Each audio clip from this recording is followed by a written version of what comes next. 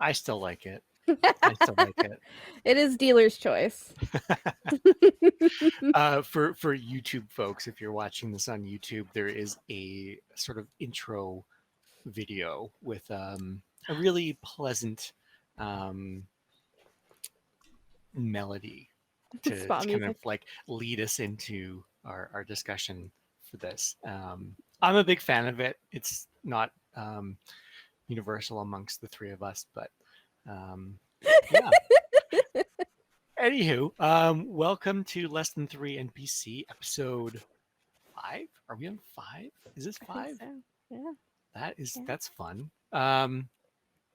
So Less Than Three NPC is a spinoff of Two NPC, where the three of us, three friends, talk about stuff that is normally a bit too complicated and a bit too in depth to be discussed whilst playing video games. And so we've tackled a variety of topics from love, ethical polyamory, boundaries. Lots I'm of stuff. blanking on the other ones. Lots of stuff. But the idea is that we want to kind of just sit and chat and have conversations about um, really complex topics, but kind of want to kind of get other people's thoughts on them and kind of hear what's going on. For today, for tonight, this evening, we're talking mental health and coping mechanisms.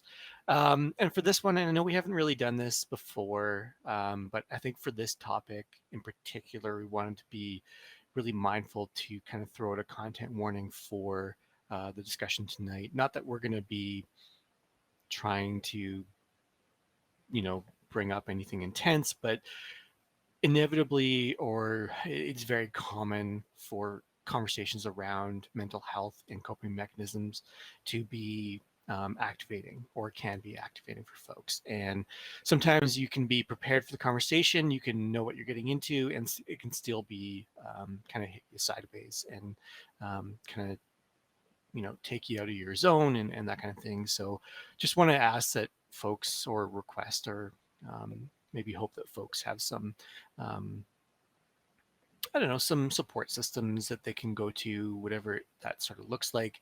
And just to be sort of really mindful of yourself and check in with yourself. And if things are feeling like it's too much, then it's okay to step away from it, step away from the conversation, and just to seek out those support systems that you have in your own life, whatever they happen to look like.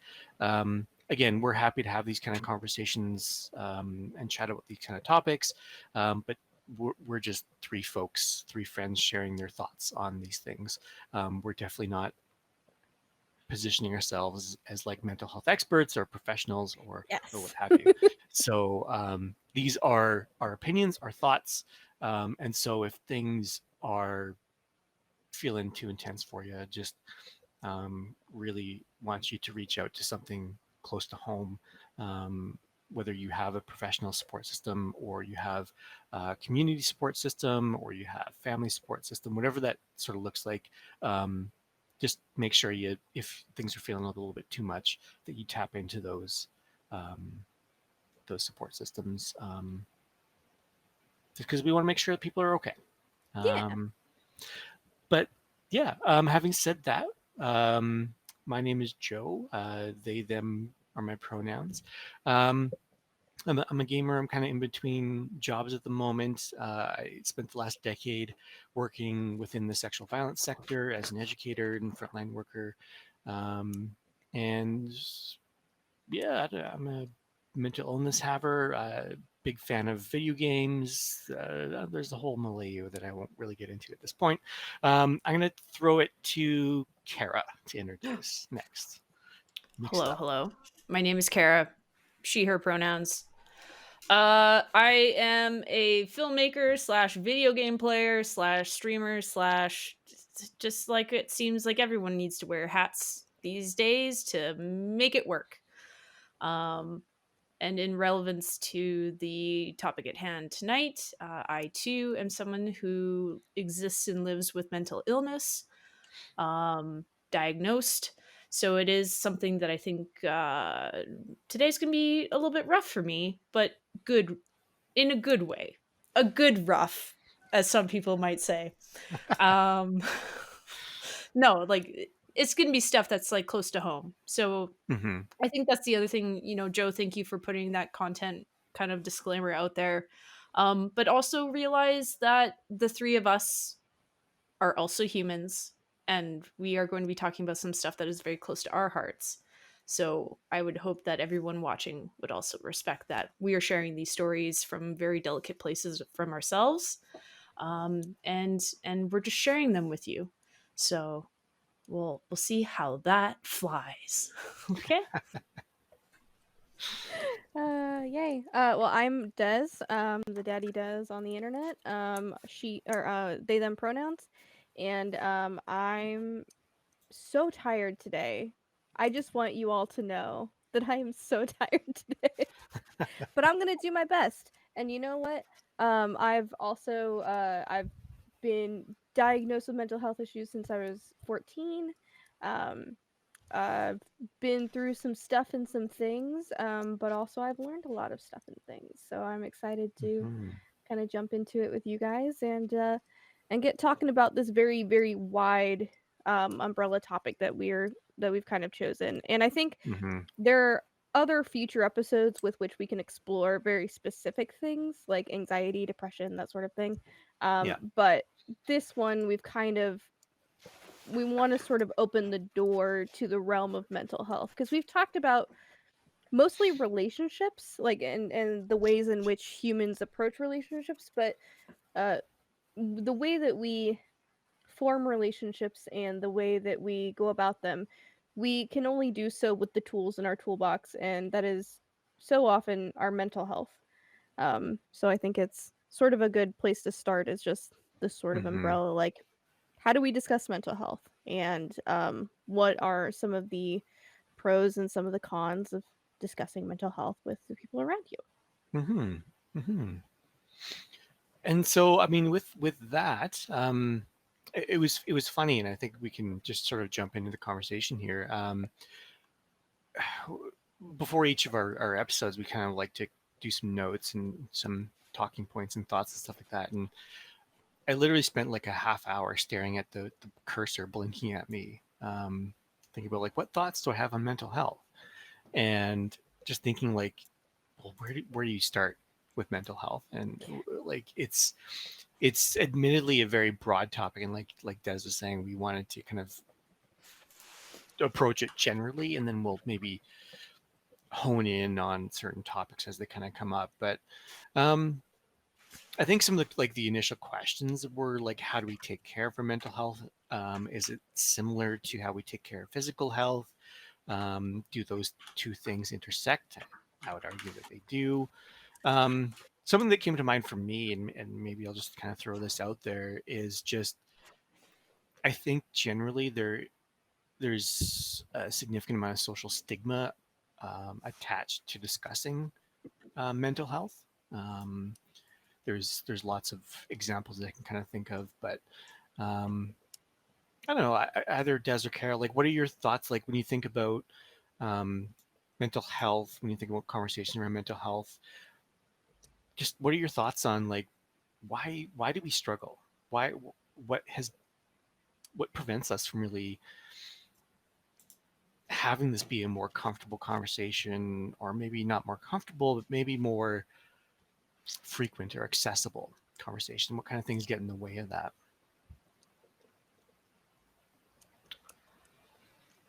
Well, from my standpoint, it's because the challenges that we face with mental illness and mental health are not tangible.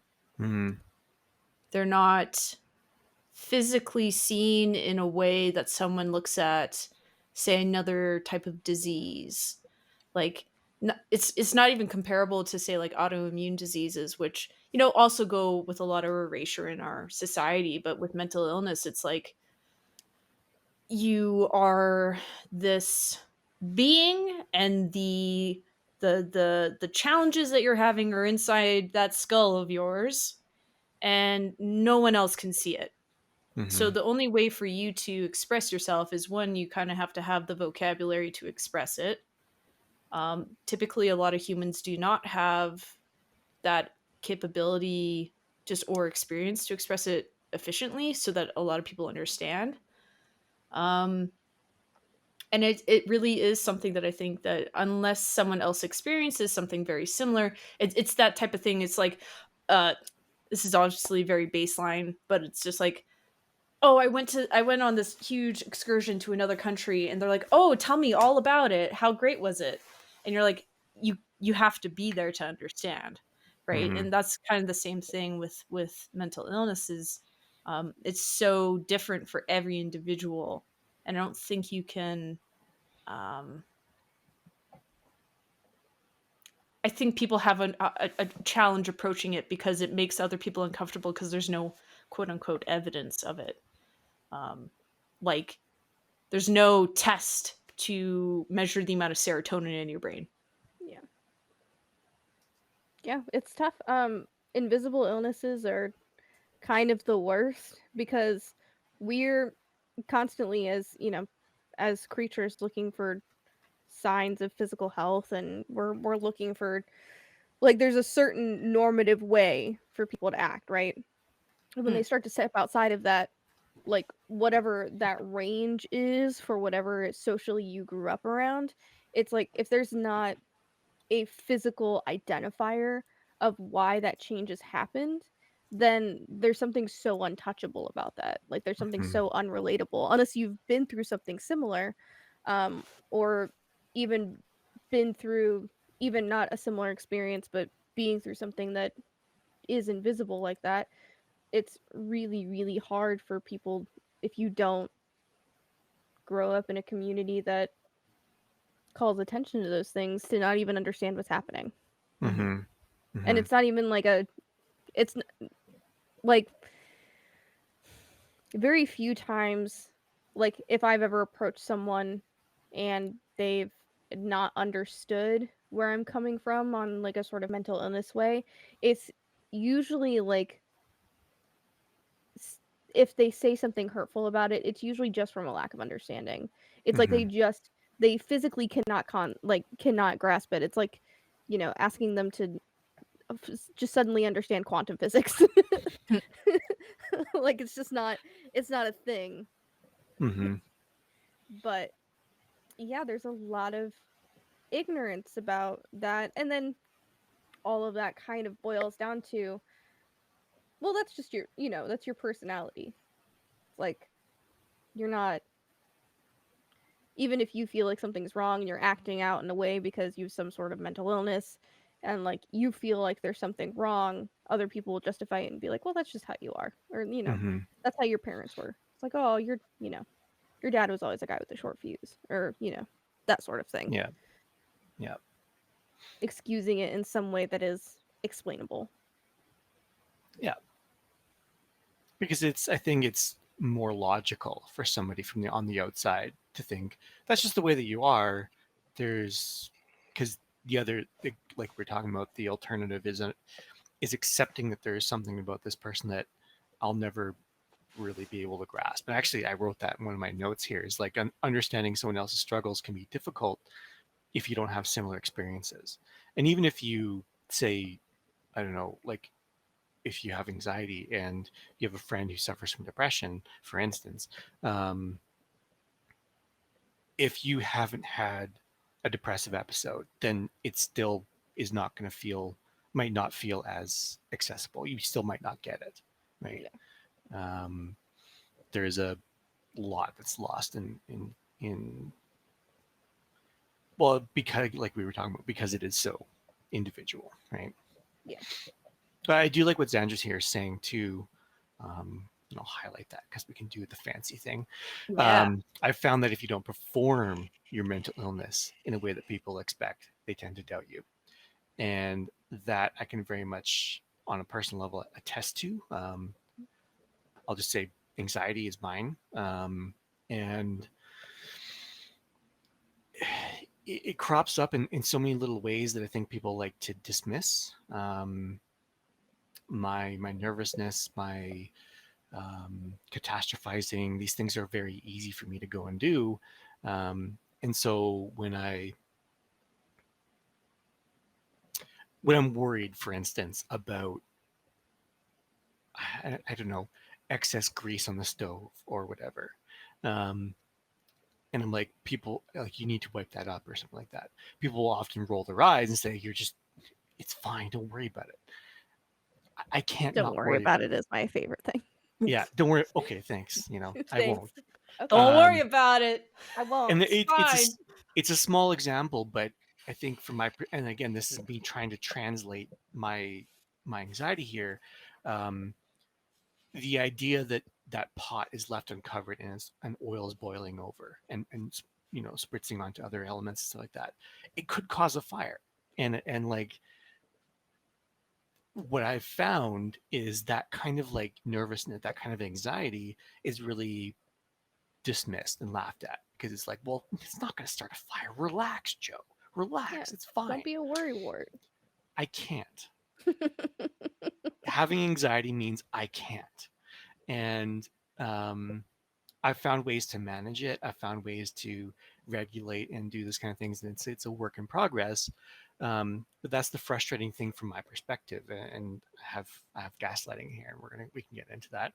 Um, but I find that when I am worried about stuff, um, the amount of response I get is feels very gaslighty, right? Um, because it's very hard for me to explain why I'm so worried about a particular thing, Yeah. right? Um, I don't actually maybe really have the words to put to why I'm so worried about the windows being open in winter, or the stove being unattended, or something like that. Um, until things go bad, and then Yeah. I'm right, but I don't feel great about being right because something went bad. So Yeah. And I mean, and it's it's little things like that that are hard to explain, especially when, because that like to me and in my experience, like you explaining those things about like the stove or the windows and stuff like that, those seem to me like sort of normative anxiety behaviors, because it's like hmm there's anxiety and depression and all those things, they exist within like a range of behaviors and feelings. yeah. There nobody's depression or anxiety is the same, but like uh I've been, since I was 14, I've been diagnosed with anxiety and depression. um what happens with me though in my super anxious, like if I'm feeling very anxious about a thing, um I will usually become upset or mad at mm, a change of some sort. Like the biggest thing is like somebody pops a last minute plan or a last minute wrench in my plans and something has changed, and I become like physically irritated at whoever mm, that is. And that's me and my anxiety. That's like I don't want to admit. It's like, "Oh, this thing has changed, and now all of the overthinking that I've been doing about this thing, I have to go back and I have to rethink it all again." It's s- like it's just easier for me to be angry about it than to go back and explain why hmm this one change that seems pretty insignificant is all of a sudden very significant in my mind. yeah. I'm not a person who likes surprises, especially in like things with especially in, like, work. Things with, like, real consequences, like, if I fuck it up, it's gonna be a bad time. hmm Um, I'm a little less about very casual things, like, if a plan changes in a casual thing and nothing is really hinging on that thing, it's, like, it's a little easier, but, the more high pressure the thing is, hmm less I want things to change. But that's a non for me, that's a non-normative anxiety reaction, so it doesn't always seem like anxiety, it could just seem like I'm being an asshole. hmm Joe, can you highlight Halbert Barnes' comment there? Yeah. Because I think this is a really good point. Um, so I'm not even sure how to recognize mental illness in the first place. Like, is blank about me just being some little quirk or a negative personality trait, or is it mental illness? Shrug. And I think this comes across to why we have such a hard time discussing this is because a lot of times we don't even have the identifiers ourselves. hmm Mm, right? Um, I wasn't diagnosed with officially with depression until 30. So that was 2 years ago. And but the reality was is like the psychiatrist who diagnosed me was like, yeah, we're going to talk about your past. This was happening in your past. Okay, you were probably depressed then too, right? Like there was no hesitation in being like, you didn't just become depressed, Kara. Mm-hmm. Like that wasn't just the signifier of like being in that office. Um, so I have gone over this like journey in the last 2 years to like look back on my past and say like, yeah, was this part of my personality or was this really depression? And I have a little bit of anxiety, but depression is the biggest piece for me. Um, and I'm realizing, having been through a whole process of treatment and medication and all these other things, I'm just like, fuck. You know, when I was a teenager, when this was happening, that was depression. That wasn't me being like the solo like weird nerd kid who was just like, I can go do everything by myself. No, that was depression. Mm-hmm. um and there's lots of instances, lots of examples in my life where I look back on it now and I think, okay, this this wasn't handled in such a way, because I think for the most part, and this is kind of a little bit of a tangent conversation, is like mental illness in adolescence is, I think, the most dismissed, right? Because there's a bracket of time when they're like, oh, it's just hormones. Your Mm-hmm. mind is all over the place. You don't know what's going on. Your body's changing. Your mind's changing. School, social life, bullying, all these other things, right? And you go through that process where people kind of dismiss these behaviors or these habits that people have because they just attach it to adolescence. Mm-hmm. And then where you get people getting diagnosed a lot is probably in their 20s, when people start realizing, oh, you're not growing out of those things. Mm-hmm. There's now something wrong with you, Yeah. right? Like that's There's that's that's the interpretation that I see a lot happening. what is that? um What is that chick's name? It's Taylor something. It's a comedian. She says, 20 is that year. 20 is like in your 20s is the time when you get to like look at the lake that is you and start scooping out all the trash before the lake freezes over at 30. And this is just who you are now. right. No changing at all. I, Forget I learning about yourself. I didn't start scooping until like 30, so I'm Yeah. probably fucked. So, Don't worry, time's different for us. um well, but I yeah. wanted to pick up on what you're saying, Kara. I don't mean to interrupt you. Continue the No, thought here, no. but I think it was really important that you mentioned adolescence. I think there's so much that society likes to sort of attribute to hormones, um, and we really undermine folks and people at that age bracket. Um, there is a lot going on. Brains are not fully formed in the teen years and stuff like that. So there's still lots of physiological reasons why, things happen the way they happen. Um, but I think, and it's very gendered too. Um, Nobody's dismissed more than like a teen girl, let's say, right? In terms of like feelings that they have, in terms of like their capabilities and stuff like that. Um, I- Again, it's very gendered. It's not to create a hierarchy or anything like that, but that's something that very much is present in our society, and I think we do a lot of harm in those moments when we just like write off behavior as hormonal, when there's something. Chances are there's something a lot more um, real and tangible that's Hmm. going on there that is not being addressed. Yeah. And I think this goes back to your earlier conversations. This starts way back in prepubescence, right? When we're little kids, right? Um, we're told to go give grandma a hug or a kiss, and when we say we don't want to, we get told just do it, right? And we kind of paper over those emotions, that emotional response, and not to say that there's a direct response to that, but a direct connection to that in terms of like developing into later mental illness. But it's hard not to see the foundation being laid, that your feelings don't matter. And so in those little moments, you start second guessing those feelings as a kid.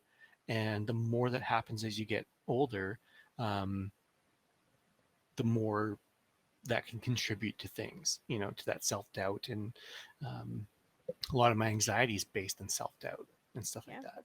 And I don't know what came first, the anxiety or the gaslighting that came from living in our society as we do, but I don't know. Going back to Halibut Barnes thing, being able to recognize mental illness in the first place, is it just like a thing or a quirk? I feel like everybody's got varying degrees of like their own sort of self-awareness, and building that self-awareness is super good, like being Mm-hmm. able to like look at your own decisions and be like, why did I make that choice? Maybe I should think about why I made that choice and not just make that choice over and over again, regardless of it actually benefits me or not. And if you can think of, a logical way in which you have made that choice, and like nobody's told you how to feel about that choice, and you kind of settle with how you feel about that choice, then I think it's easier to kind of determine, is this like a bad, just a thing that I have learned and done over and over again? Is this a behavior that I've learned, or is there something I need to address? Which Mm-hmm. you can't always do that on your own. Not everybody is super self-aware, and that's pretty basic, and that's also pretty okay, which is why, like, in the same way that we have physicals every year, or you're supposed to have physicals every year, but whatever, US healthcare. Um Having mental physicals is a good thing. Being Mm-hmm. able to check in with someone who, on a professional level, is just there to sit there and listen to you talk and listen to whatever's going on in your life and kind of address these behaviors is like, well, is this just a bad pattern that you've kind of just proliferated over time, or is this a decision you are at your current level unable to make better?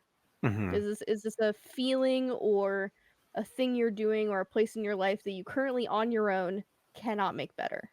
Yeah. And sometimes you really just need that outside perspective. I, Like, I, I think yeah, I agree. yes.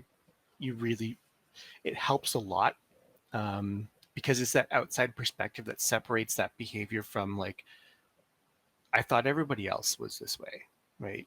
Into, no, there's something else going on here. And not that there's something wrong with that per se, but until I had a medical professional say, nope, that's anxiety, um, I just thought everybody felt this way, you know, and was really confused why everybody else wasn't as worried about stuff as I was.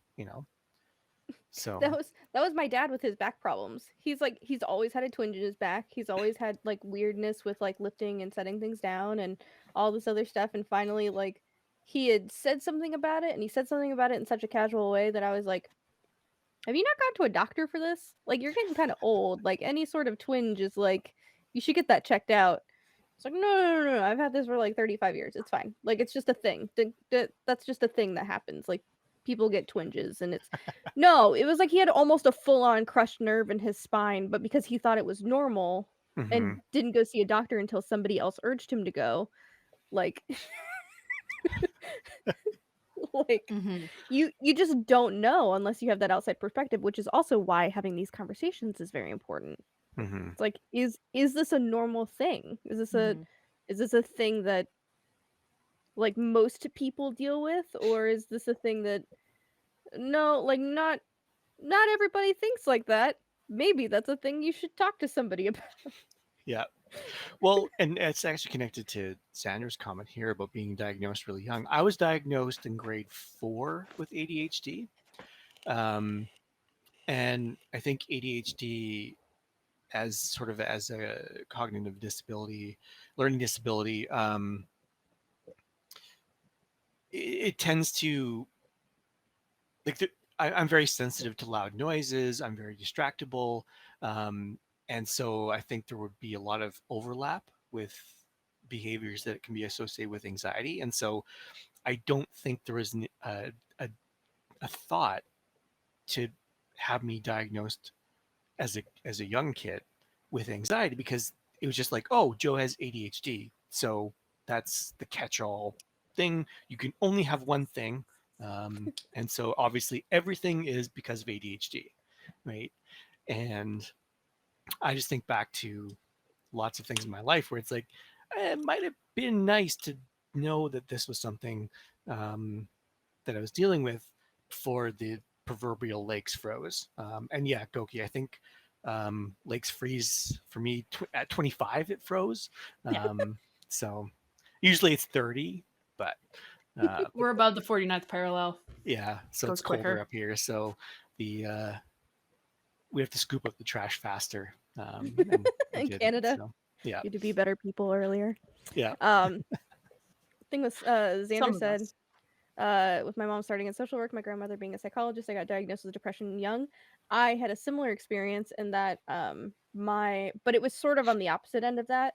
Instead of my parents working in healthcare, my mom had really severe BPD, borderline mm, personality disorder.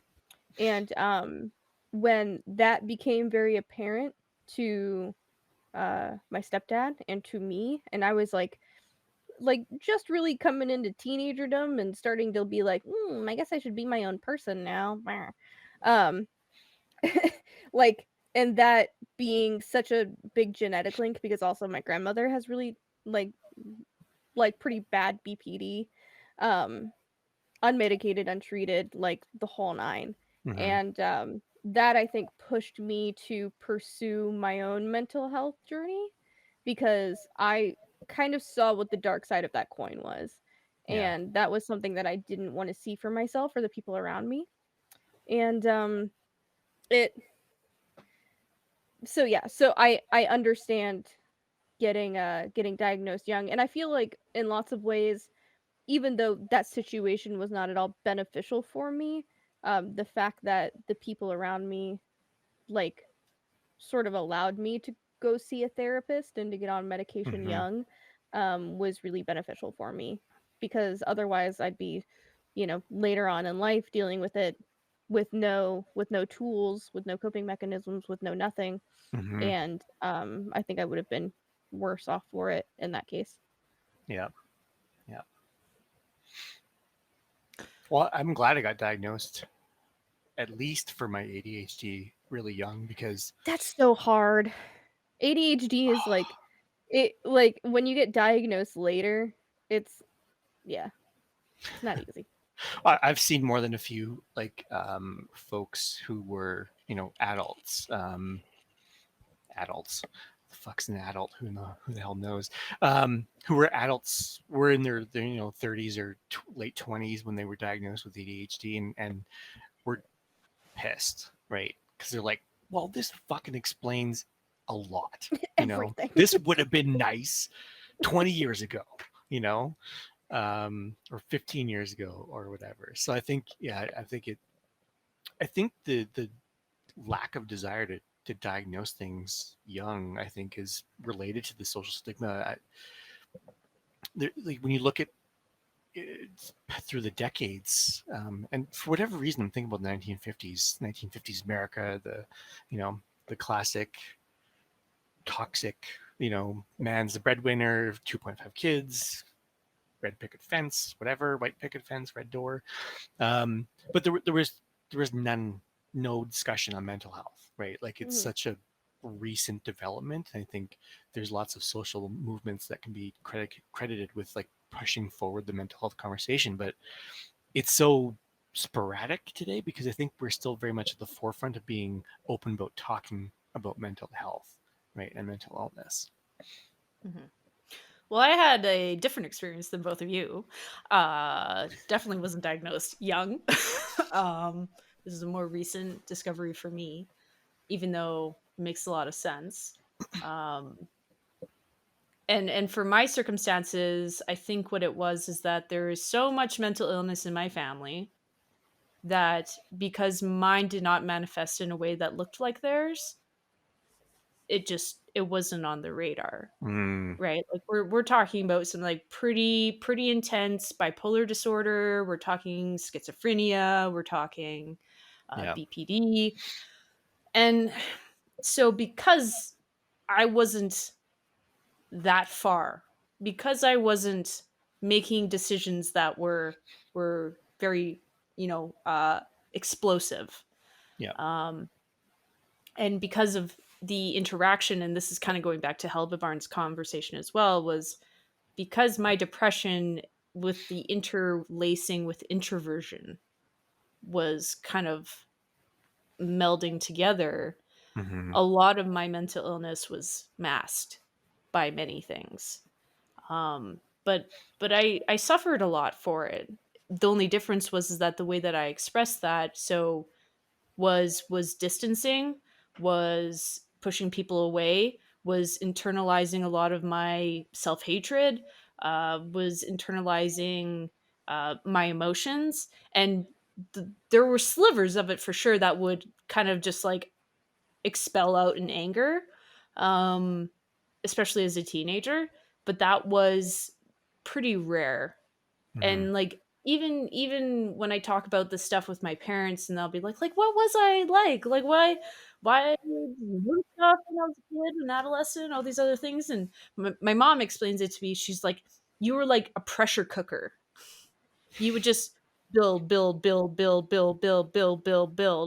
and then every like 6 months or so, you would just explode. Mm-hmm. You'd have these episodes, and the episode wasn't like a multi-day thing. It was small. It'd be like an evening or a day. And so my parents just always attributed that to just being a teenager, right? Of course. Teenagers and that's the thing too. Like of course teenagers have like arguments and hissy fits and like all these other things. That's normal. That is very normal. But the difference was is that mine was so like explosive in these moments because I had been unable to process stuff for like 6 months at a time. Mm-hmm. And it was so prolonged and it was so built up. And then what that transformed into my 20s was similar processing, but eventually that caught up to me. And in my 30th year of life was not pretty. Mm-hmm. And it was a very big learning curve of understanding that because I wasn't hospitalized, because there weren't um, physical actions that I took during these times, people wouldn't have known that this was happening. It was all in my brain, right? Mm-hmm. Um, and yeah, there's parts of me discovering elements of like the side effects of my depression are affecting me physically every day. Um, and that's kind of the it's silly to say, but it's like the journey of finding out what your mental illness is. But I God, mean, it truly is though. yeah, 'Cause like, and I don't wanna talk about mental illness like it's like you're in this glass case of emotion because that's not true for all people. It's not no, like it's not like everybody who has a mental illness is, like, just inside of this glass box banging on the walls being like, "Somebody help me, everything's" because sometimes the real reality of it is that, like, you kind of just get used to it and you start painting the walls inside your tiny glass box and or, like, putting up furniture there and just deciding that you're just gonna be sad or Mhm. anxious or whatever until you can't. Mm-hmm. And it's why it's so hard to diagnose, and it's why it's so important that people take those self check-ins so that they can, like 'cause it again, it's like you said, it's one of those things that nobody on the outside would have seen. Mm-hmm. And, like, having these conversations with people being having these conversations, especially at an early age, being able to identify whenever something is wrong helps people to reach out because it's so rare that it's even when it gets explosive to the point where there's like clearly an issue, like there's so many people who are so afraid of what that means for them socially, financially, Mm-hmm. and health, like that they'll just straight up deny it because somebody else told them. Yeah. Like, no, no, no, that's not. I'm not depressed. I'm not anxious. I'm just, I'm just a wound up kind of person. Mm-hmm. Mhm. It's like, no, you've got issues. You need help. Well, and again, not to pull a hard turn here, but I do want to speak to some of the the reasoning why that exists, and kind of look at society, like why that exists. What I mean by that is like why we, to go with your metaphor, Des, like why we paint the insides of our glass case, right? Is because we're not usually met with the most empathetic of responses when we try and, you know, reach out, or we try and say something is bothering us, or what have you. I think um, I have just in the notes here, shoulding and mental health as just one of the notes. And I think sort of the number one of the most common responses to anybody disclosing some sort of mental health struggle is a barrage of shoulding, right? Have you tried ginseng? Have you tried this? Have you Mhm. tried natural oils? Have you tried blah, blah, blah, blah, blah. You Joe, should do Joe, do this. tell me, have you tried breathing? Breathing makes my anxiety worse. Yeah. Thank you very much. Yoga's great. You should just work out every day and do Right. yoga. Okay. Yeah. Like we're being sarcastic about that. Yes, there's good parts for that to like for self-care, but I think what we're talking about is like the extreme component of that. So Yeah. continue, Joe. Well, just again, the piling on of solutions without ever hearing the person and what their issue is, right? Because again, as a third party, hearing that your friend is struggling with some sort of mental illness or some sort of mental health thing, it's uncomfortable because you literally cannot do anything about it Nope. other than offer to help in whatever way the person needs, right? You literally cannot do anything, and Mhm. there's discomfort in that, and the solution dog pile um, can is a way to feel like you're helping, but as a person with the mental health or the mental health issue or the mental illness, um, it just feels so fucking dismissive to have like, oh gee, I never thought of calming down or relaxing or having a cup of tea, you know. That stuff might work for some people and that's great, but do you think I haven't fucking tried that? Like Yeah.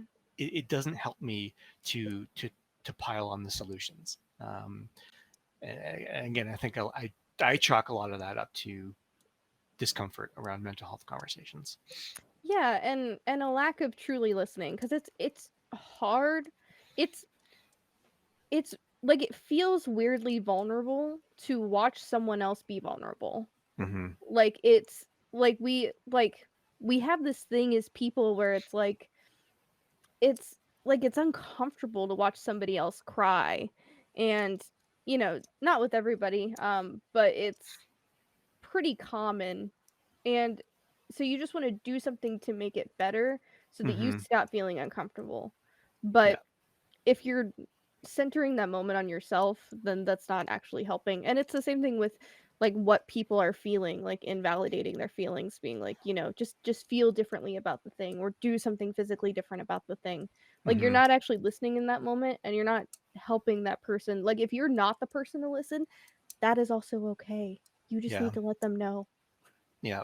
Mhm. Like I like and like because again I've had this vocabulary for people like my friends like for a long time is like if someone's going through something very heavy like and they really need to talk about it with someone, if they message me and they're like, hey, I just I have a heavy thing, like can I talk to you about this heavy thing. Mm-hmm. It's like, and I think it's like, all right, cool. Am I in a space in which I can do that and not just dismiss it and try to make that moment over as quickly as possible? If Yeah. I'm not, I'll just let them know. And I'll, Mm-hmm. say, I can't currently. I can make time tomorrow when I'm a little, when I've got a little bit more of a brain space, but Mm-hmm. I'm full out and I would not be helpful for you right now in this moment. Yeah. And usually what happens is then like one of us then will contact another friend and be like, will you just talk to this person for like 5 minutes? Yeah. Because I Mhm. physically cannot. Yeah. But I think even that whole language around, hey, I got something heavy, I need to check in with you. Do you have the capacity for that? I think there's still some groundwork there that I think doesn't exist in a lot of in a lot of dynamics where, because I think that kind of preface is really important, right? Mm, Because um, we can't just go dump on dump all this stuff on a random friend, because it's would be insensitive to their mental health state where they are at too, right? So It's also it's not ultimately helpful for you either, because if you're no. just dumping something on somebody else, then they're gonna wanna get out of that conversation as quick as possible. Yeah. And whatever advice that they give you or whatever validation that they try to give you or for whatever, it might not even be accurate or helpful. Mm-hmm. Yeah.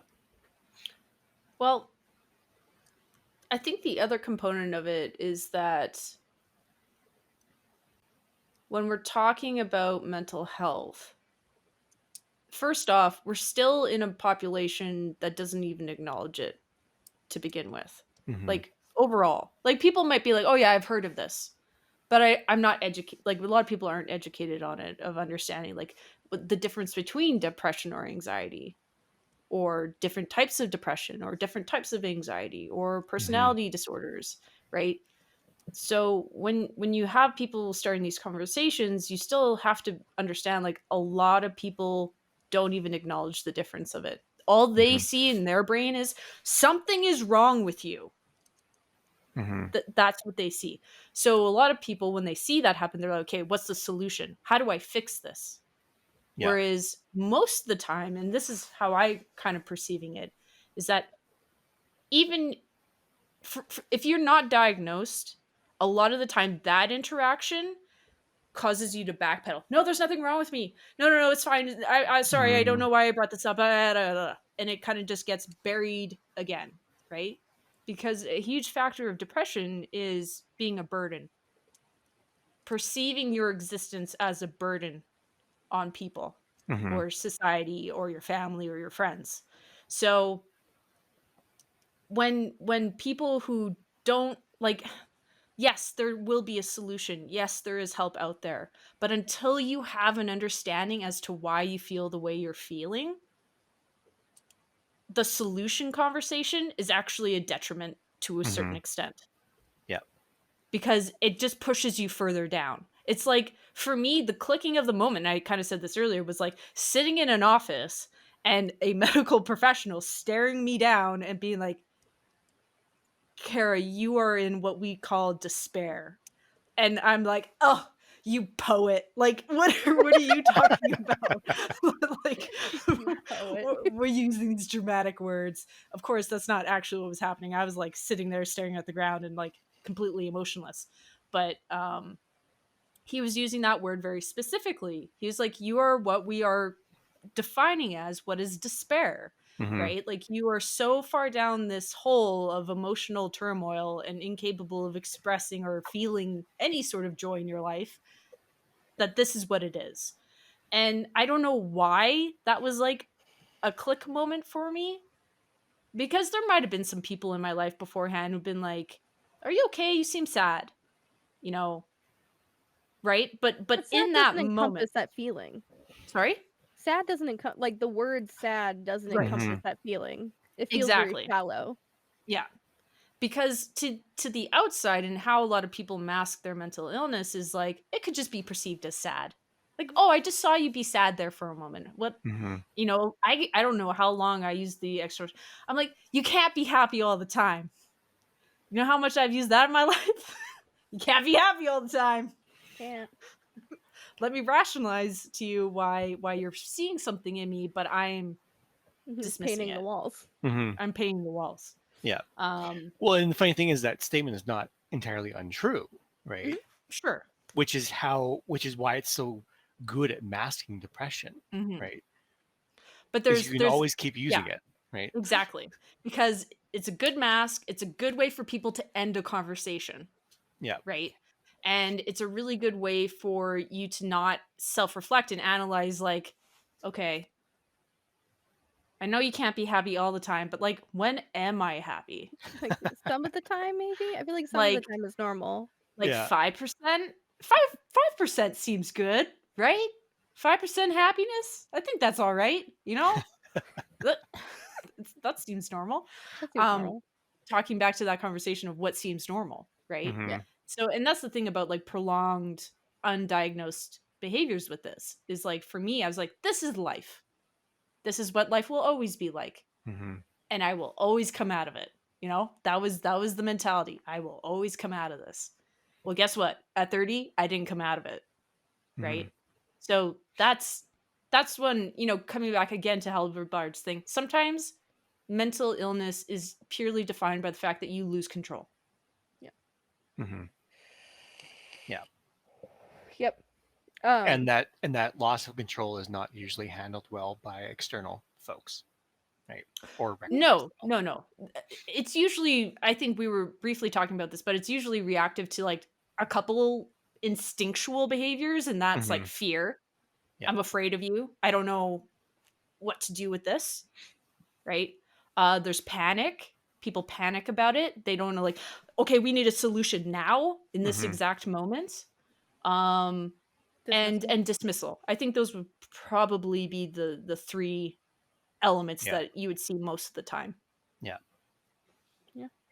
Kind of going back to something you said, Care, about like we're kind of just broaching, like we're in sort of a social, especially like where we are, where we're sort of just broaching like the mental health conversation, like as a whole, as a society. There is sort of this other thing, and where I feel like certain parts of, especially because like we all live on the internet, so we're seeing lots of really like broad worldviews all the way from top to bottom. Some people are still in the fucking 40s about mental health, Mhm. or like, Mm-hmm. oh god, what did PTSD used to be called? It was Shell shock. shell shock. Yeah, Yeah. Where shell like shock some people syndrome. are still in like shell shock, but then other people are like, you've had one sad thought, you need medication. Mm-hmm. Right. Like, Yeah. Yeah. so it's so hard to find in a sea of voices that are like, this problem. I see this a lot. I see this a lot with ADHD, actually, especially on TikTok. ADHD TikTok is pretty big, where people are like, here, you know, fucking play a funny tune and then be like, here are all the ways in which you have ADHD, or here are Mm-hmm. all the ways in which you have anxiety, and like whatever, doing a fucking dance about it. And it's like, it's not always as serious as like, this is how you're going to be forever.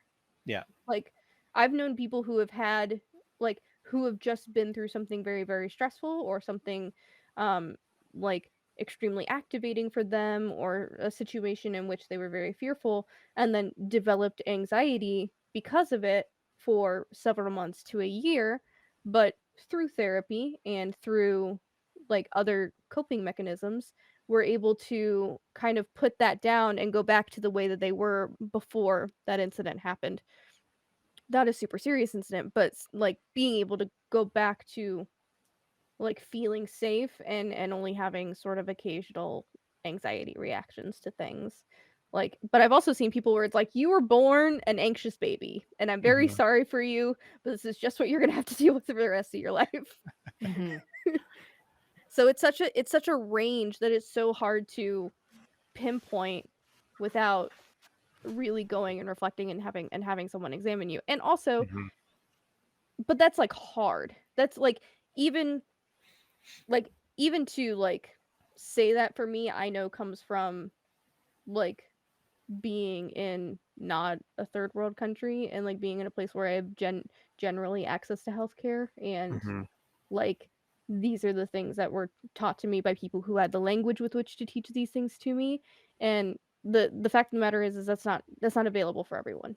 Mm-hmm. So we have to sort of self-identify what's going on with our brains, even if we don't give it a label, you know, even if you aren't qualified enough to say whether it's one thing or the other, whatever, and being able to deal with that as best we can on our own. Mhm. Mm-hmm.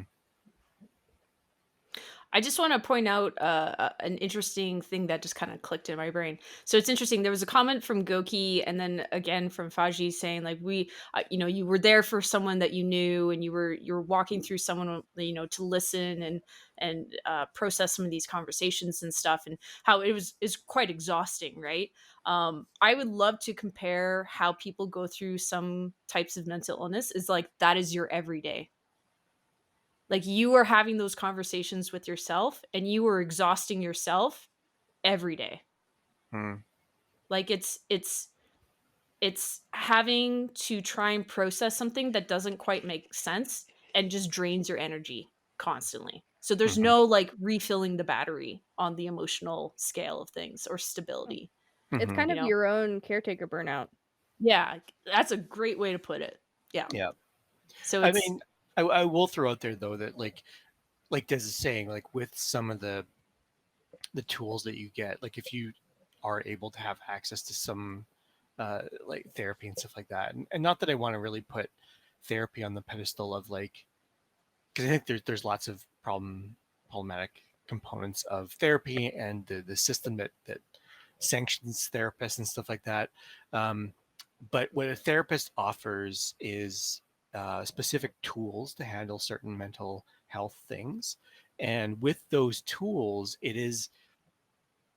you are able to kind of develop skills around managing your own mental illness. And again, for me, like through my therapist, thinking about my anxiety, um, and Kara, I've told you this before, but like through the work that I'm doing, like I look at the journey that I'm on as like I'm becoming a mental health bender, a mental illness mhm. bender, right? Reference to Avatar. Yeah, I love it. specifically around anxiety. So like I this is the way I'm thinking about it right now. I'm thinking about myself as an anxiety bender where um and I don't want to use that tongue in cheekly. Like I actually like when I think about the skills that I've learned, because the skills that I've learned are around um focusing on the energy inside, focusing on the anxiety, focusing on where it is, Mhm. taking that energy and transferring it somewhere else where it's safe, right? Um, it's not easy, and like you say, it exhausts me to do that. And this is usually what's happening when I'm not sleeping, when I'm having my bouts of insomnia. But before, I wasn't able to do anything with the anxious thoughts. Now I am able to do something with the anxious thoughts. It still exhausts me, but I do get something back from the fact that now I know what to do when this happens. Mhm. And when it's a lighter anxiety attack, I'm able to manage it. When it's a heavier one, I usually still have to let it play out until it's not as not as hot, right? Yeah. And I can control the energy, right? Mhm. If it's too hot, I can't do anything with it. Then I have to let it do its thing for a little Mhm. bit. Um, but again, some of the work that I've done has been around the fact that like it's okay to be not be able to handle it. It's okay to not to have a Mhm. really bad day that you can't handle, right? Mhm. It doesn't mean you're backsliding. It doesn't mean you've lost progress. It's not overriding the work that you've done. It just means it was too hot for you in that moment, and you had to wait a little bit for it to cool down so that you could handle it. Yep. Um, and Totally. that's not failing, that's progress Mhm. for you to be able to recognize that. So again, I do want to throw it out there that it's not all doom and gloom. You do you are able to recharge, you are able to find ways around it, Mhm. provided you do get tools to do that, right? Yeah, of course. Like I was making it more in reference to how a lot of like young people or undiagnosed components of the feeling of being stuck with this existence, but you don't know why, kind of Mm-hmm. thing. Like it can feel like very overwhelming in that sense, where you don't know, you don't have the tools, right? You haven't started therapy, you don't know that you actually need to be on some sort of medication to manage some of the more imbalances, right? Um, but what was I gonna I think I was reading something that someone said. Oh, right. No, but it was talking to I was like, as a depression bender, team depression bender over here. Wow. Um, everyone needs to join mental health avatar team. So guys, find out guys, what bender you are. guys, I Let's think I'm go. the avatar. Ah, and there you have it. Join team avatar. So um yeah, Wait, it's what's my like fourth? yeah, the resources needed to help you discover a way to help manage your mental illnesses and better your mental health are still things that we have to approach, and the word was used earlier, vulnerability, right? Mm-hmm. You see so many people reluctant to go into therapy because of the stigma attached to therapy, right? being like, oh, it's all a wash, it's all fake, it's not actually going to help anybody, blah blah blah. Hmm. But in reality, it's this self-acceptance that you have to accept vulnerability, because you are exposing parts of yourself that, one, you probably haven't really shared with other people before and Hmm. been receptive to, right? Asterisks on this, you got to find the right therapist, okay? Yes, for sure. Yeah. That's the first thing. Finding a Um, therapist is a lot like dating. Oh my There's a god. lot of oh evaluation that god, goes on, right? I So was just lucky then. First try. yeah. Oh Let's my go. god. No, like literally like I started therapy when I was 14. I didn't feel like I actually got any like good use of it until I was like 18 Mm. Yeah. because I was like I was having a lot of issues that made me a kind of shitty person, and I was so scared of being vulnerable and being exposed for being the shitty person that I was that I would Hmm. literally go in for an hour every week and make up something. Yeah. And I thought that that was helping. I was Right. like, "Oh, okay. Like I'm doing the thing. I'm having the therapy. I'm getting the medication. I'm helping something." When if you're just going in there and you're not actually saying anything truthful and you're not allowing yourself to be vulnerable, then it's not actually helping. You're just wasting a professional's time. And that's what I did for a long time. Hmm. But it took like literally 4 years for me to finally be like, "Oh, okay, I need to actually be vulnerable for this to Mhm. work because I'm wasting my time." Yeah. Right. Yeah. And I Um, honestly I see that like in the like young adults and the teens that I know who go to therapy, that's a pretty common thing because mhm. they're so afraid of being vulnerable that like they just go and they sit and they talk about what they did at school that day and Yeah. not about Mhm. how they felt about it, just sort of this rote sort of because they're also not used to adults taking whatever they say seriously anyways. So the risk Exactly. of being Yeah. vulnerable is that somebody will judge you for it and then tell you your feelings are not valid. Yeah. And that can feel worse than the feeling that you're having initially, right? Yep. If you choose to step into that vulnerable place and someone dismisses it, that might be the last time you ever bring that thing up with Yep, another person, Yeah. for sure. right? And that's why it can feel so exhausting on the other side to sit with somebody through that. I remember working my the work that I did on the support line. Um, I can't tell you the number of times I had a conversation with somebody where it ended with them saying, "Thanks for just listening." Right? They knew that there was no solutions. I knew that there was no solutions that we were going to be able to do over the phone. But they just wanted to talk to somebody and say these things out loud without being judged or dismissed. Right? Mhm. Um, it doesn't solve everything, but sure as shit does a lot of good Yeah. that a lot of people don't really think. And that was the thing I ran into as an educator too. Was like people always wanted me to say tell me the thing to say to fix the problem, Mhm. and I had to walk people through the fact that like there's nothing that I don't know who you know. I don't know the conversation you're going to have. I don't know the situation, but I can tell you that you actively listening to them, and as exhausting as helpless as it might feel for you to sit there and just listen, um, does a world of good. It does a world of fucking good to just Mhm. have somebody say, "Thank you for telling me. Yeah. Um, is there anything you need from me?" Right, and just have that be the thing. But yeah. Yeah. I mean, and I like I've had panic attacks before where I've called someone and literally like I've started the conversation with I'm going to tell you something that is stressing me the fuck out right now. At the Hmm. very end of this conversation, I need you to tell me it's going to be okay. Hmm.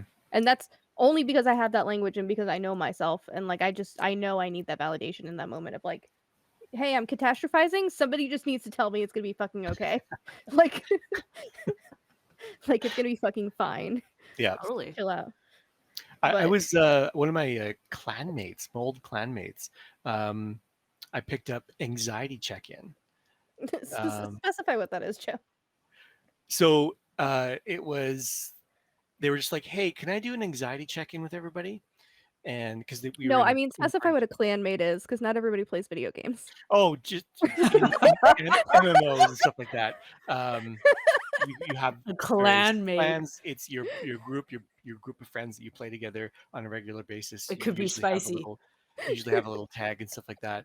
Um, but no, like that's why I picked up that language from them, and it was like that. It was a mind blowing concept.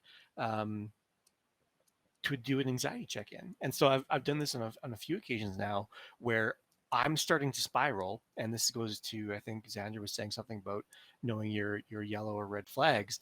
I'm starting to spiral about something that I said, anxiety, catastrophizing about it. And I now have the language to approach that person and say, hey, can I do an anxiety check-in with you?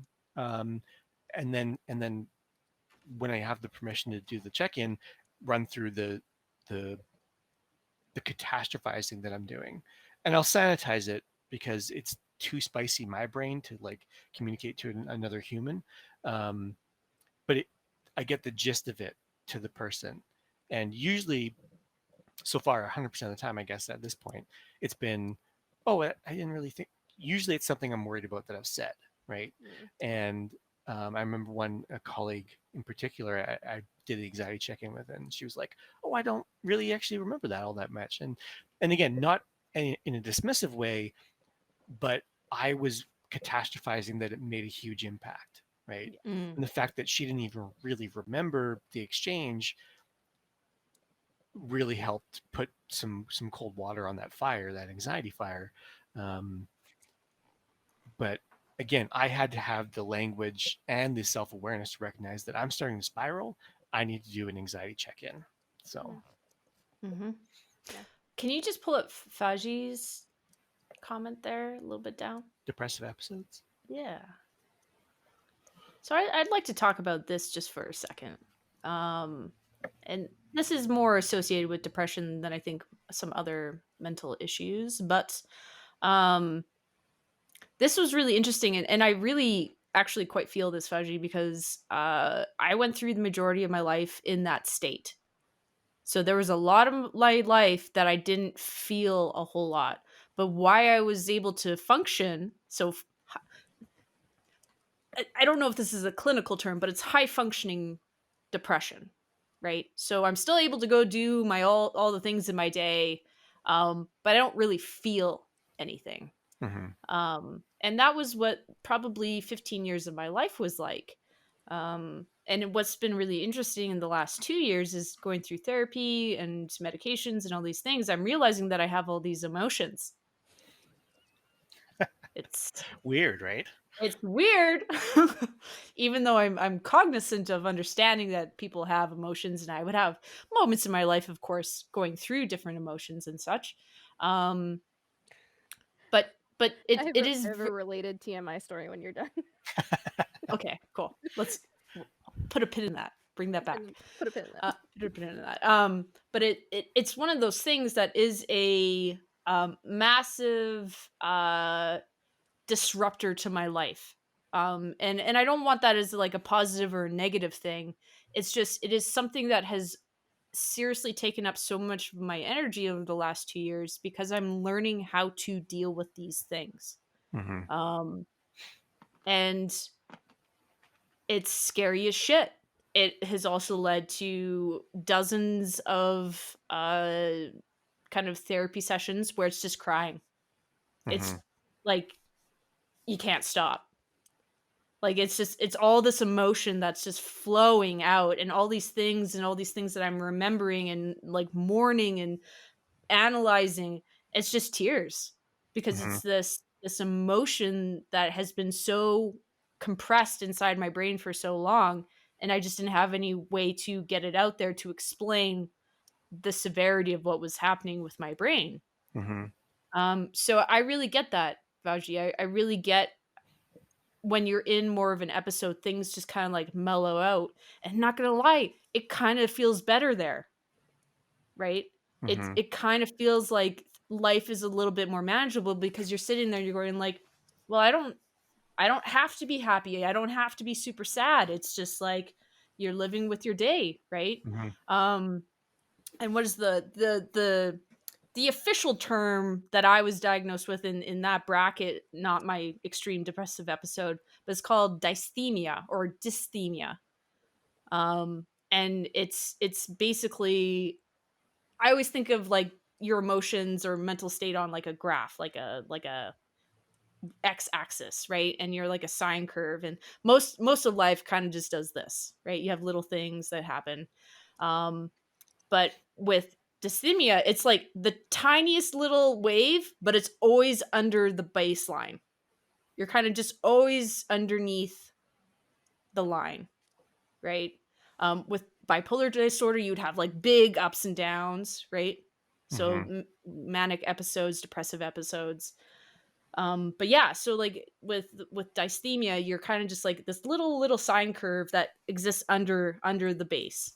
And Mm-hmm. having that like explained to me and taught to me, I was like, oh, Doc, you have explained me in like 3 sentences, and this is really fucking scary. Yeah. So, that's it's understanding how you see yourself in your life and trying to create that graph and see where your energy levels are at. Mm-hmm. Can be a really good visualizer to see what's going on. Yeah. For sure. Unpin? Oh, you said that thing about like being like these are what feelings are like. Like these are what emotions are like. Yeah. I had like because I again like they pretty early on started me on medication, and I've been on and off medication for 15 or 16 years now. And one of like the biggest struggles I had was like it was like not really feeling anything, like being able to like mimic certain things, like being like, oh, it's like, oh yeah, I recognize socially I'm supposed to be excited about this thing, so I'm going to be Mm. excited about this thing so that nobody realizes anything's wrong. Also, in relation to that, because of my depression and because of the different types of medications I was on, I remember sometime in my early 20s, I had like switched medications, and I was at that sort of sweet spot where like it was like starting to kick in, and I was starting to feel some stuff. And I had like an orgasm for the first time in 6 months. Mm-hmm. And I literally like texted my friend like right afterwards. I was like, "Is this what an orgasm's like?" Because like because I had just like I'd had such a mental block about everything. It was like I had Mm. like physically had one previous to that, but because of the medications and like like being through like all of my young adulthood, it was like I got what it was, but I never was Mm-hmm. like, okay, this is the thing. And then it was the thing. So that was my related TMI story. There you go. Learning the feelings. Learning the Yep. feelings, all the feelings. Yeah. All the feelings. Yeah. And then when the feelings happen, you're like, what the fuck is this shit? You know? Which I mean, in itself, like, kind of to transition us into coping mechanisms. Like, you, it's easy for us to, especially like if you have issues with dopamine, like to press the dopamine button constantly and Mm-hmm. consider that as sort of a coping mechanism. And like, in it's one of the real struggles with being on meds is like yeah, you get sort of a constant stream of like, okay, like I'm not feeling super terrible, but none of the regular dopamine buttons work anymore. Mm-hmm. Like it can affect things like sexual performance. It can affect the way you taste food.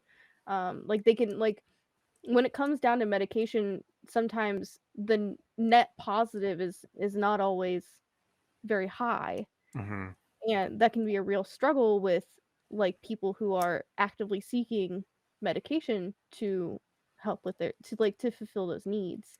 And it can Mm-hmm. be a real struggle with staying on those medications, which is one of the biggest things, especially with people in depression, is like you take medications for 6 months and then you're like, oh, I'm better already, I don't need any more of this. No, the hormones you're putting in your body and in your brain were making you better. You need to keep taking them. Yeah. I can relate to that. I take CBD for my anxiety, and I've gone on numerous, like, this has been sort of a repeating process. I'll take it for a couple of months and think, oh wow, I feel so much better day to day. I don't need my CBD anymore. So I'll stop, and then a week later, I'm like, why the fuck do I feel so bad again? Mm. Um, I stopped taking my medication. Mhm. Yeah. So Well, yeah. I think sorry, is it Did I interrupt you, Joe? No, I was just Okay. commiserating with that medication cycle.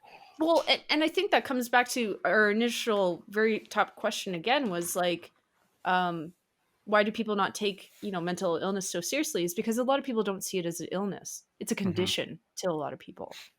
Yeah. I will always have depression. It is how my brain is wired. It is not going to just go away one day. And that was really hard for me to accept. Like I went through a whole mourning period of that. I was like, it's something that I am biologically premeditated now to do, right? Um and what that means is like I have to be aware, and I saw in the comments there some people are talking about like you start seeing signs and you have to like do coping mechanisms, and whether or not that's like meditation or therapy or physical exercise or any of these other things. For me it means that I do need to have medication probably for the rest of my life in some way, shape, or form. um I went through that phase. I went through after my treatment. I was just like, after 3 weeks, I feel great. This is so good. Life's great. Went off my meds for a month. Oh no. Right. Yeah. And one of the great kind of comparisons that someone, my family doctor's associate actually taught me, but I don't know, 6 months ago was we don't look at someone who has diabetes and say, don't have diabetes anymore. Right? No. We Just talk about your understand. low blood sugar. Yeah, Yeah. exactly. Right? Have you Just tried not having have low you blood sugar? tried this? Blank, Yeah. blank, blank, blank, blank. But that's the same process that you have to handle with mental illness too, is I don't look at my depression anymore as this thing that will have a solution to it. Right? I just have to do the best I can with my life with the help and the tools that are available to me to live my life. That's where I'm at now. And I have to put the priority of that health first. And Yeah. that's probably one of the hardest challenges that I have right now is balancing that. Yeah. It goes back to the shoulding that I was talking about. Like we Mm. should all over people with mental health and mental illness. Like you should do this, you should do that. Um, and again, it might be coming from a well-intentioned place, Mm. but the reality is you are not in that person's brain, right? Right. And that, like, I take ADHD meds. I'll take them for the rest of my life because I have ADHD. I'll take CBD as long as I'm in a place where it's legal, for the rest of my life. And there's nothing wrong with that. No. It's just it's what I need to do to make sure that my brain doesn't get away from me, right? And I know it doesn't make a lot of sense to other people, but um, I it would be nice if there was more space to have that, because I'm still pretty self-conscious about it. I'm still pretty self-conscious Oh, about sure. Yeah. taking the meds and all that kind of stuff, and because there's lots of stigma still associated with it. Yeah, and I there's People mean, thought survey yeah. people think you people. grow out of ADHD, right? You don't. No. You don't. Yeah. Or the opposite. You don't get diagnosed until you're like 30, Mm. Yeah. Right, Yeah. right. or you grow into it. Yeah. So okay. So speaking of coping mechanisms, when you don't have a therapist, when you're not in a place where socially you can get a therapist, maybe you're underage or maybe you're in a community in which that's not a readily available resource, or same thing with medication, like you can't afford it or it's again not an available resource. How do we cope with the things that we really struggle with our mental health? Because it it's one thing to like go on the internet and be like, oh, I'm having a stomach issue, and Google your stomach issue and be like, oh, maybe you're allergic to radishes, I don't know.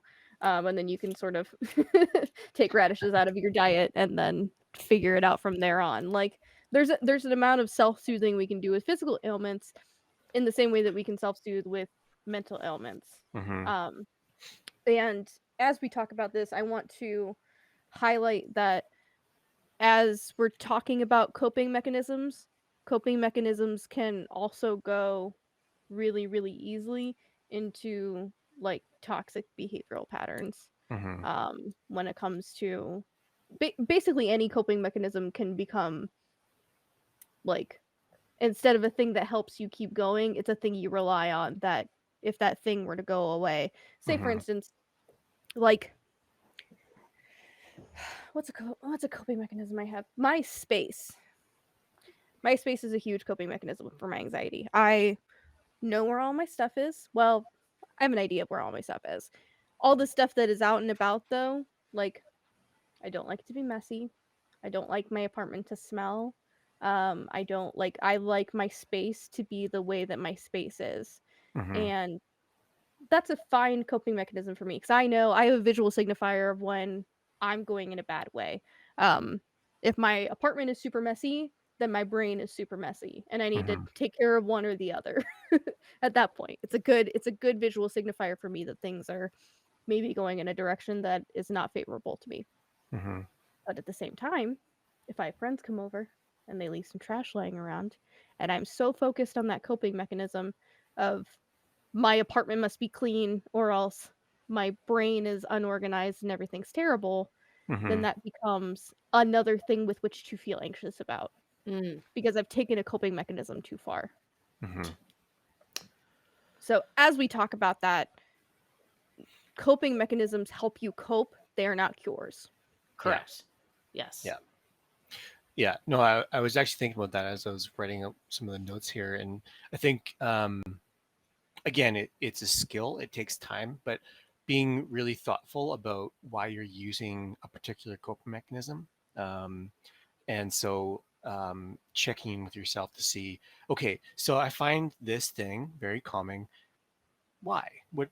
And you don't have to necessarily put a finger on it. You don't have to really define it or whatever like that, but just give some sort of thought process to like what it is about this thing that makes you feel better, right? So that you can kind of contextualize it.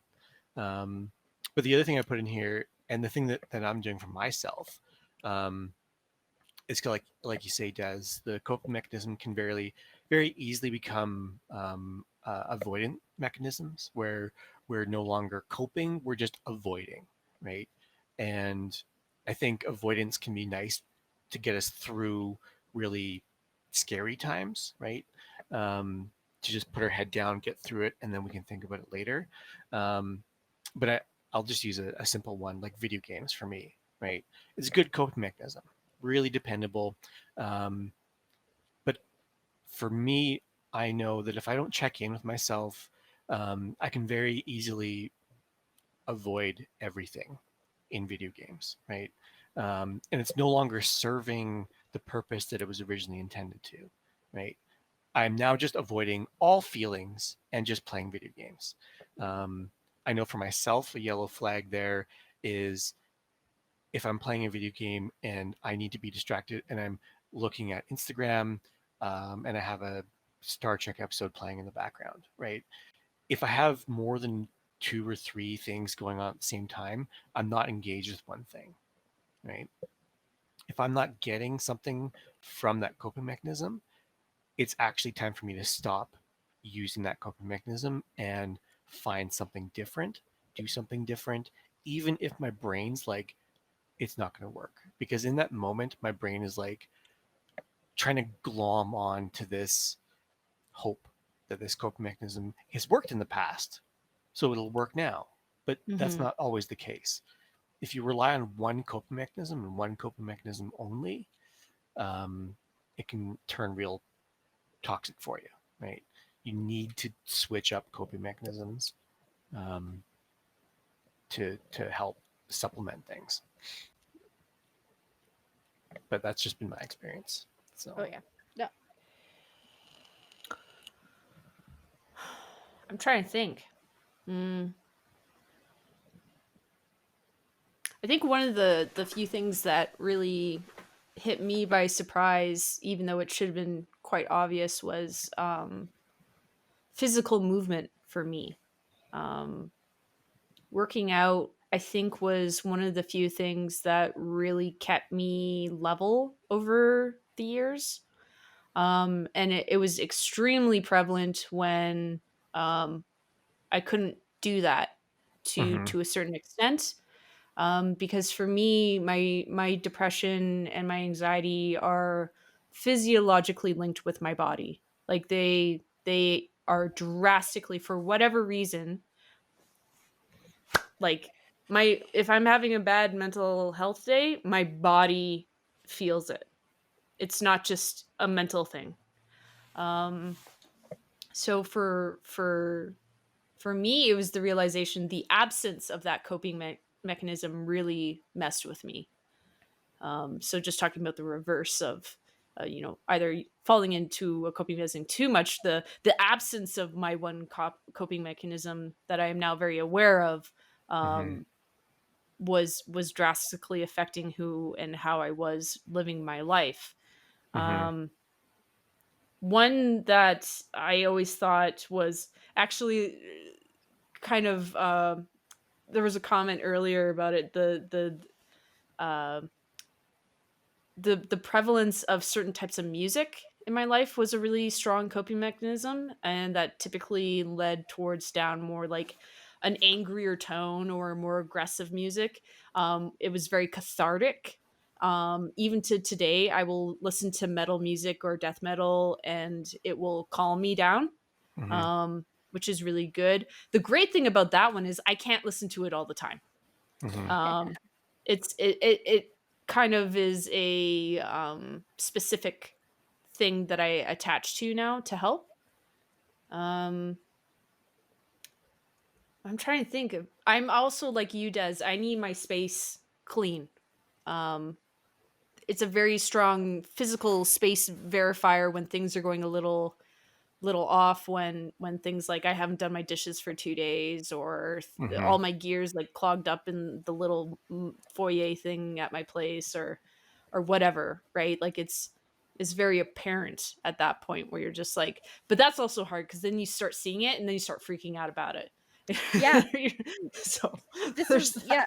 I like uh I've been around people who have had that way worse than I've had that, Mhm. and, like, to, like, having OCD, like, to the point where they were diagnosed with OCD, Right. and living by themselves was worse than living with other people, because living by yourself, you have total control over the space the entire time, to the Mhm. point where you can micromanage every piece of everything that's sitting on every table, and if any of it's disturbed, it's, like, freak out time, Mhm. Mhm. and, like, yeah, it's why I'm also glad that I have pets, so I don't get too attached to the, like, "Oh, everything must be very much in its place all the time," because, the cat's gonna knock stuff over, there's gonna be pet Yeah. hair everywhere, the dog's Mhm. gonna trail around his toys, or he's gonna lay, limp like a rug on the rug, and I have to wait until he wakes up to vacuum around him, you know? Totally. 'Cause I'm not a monster. Mhm.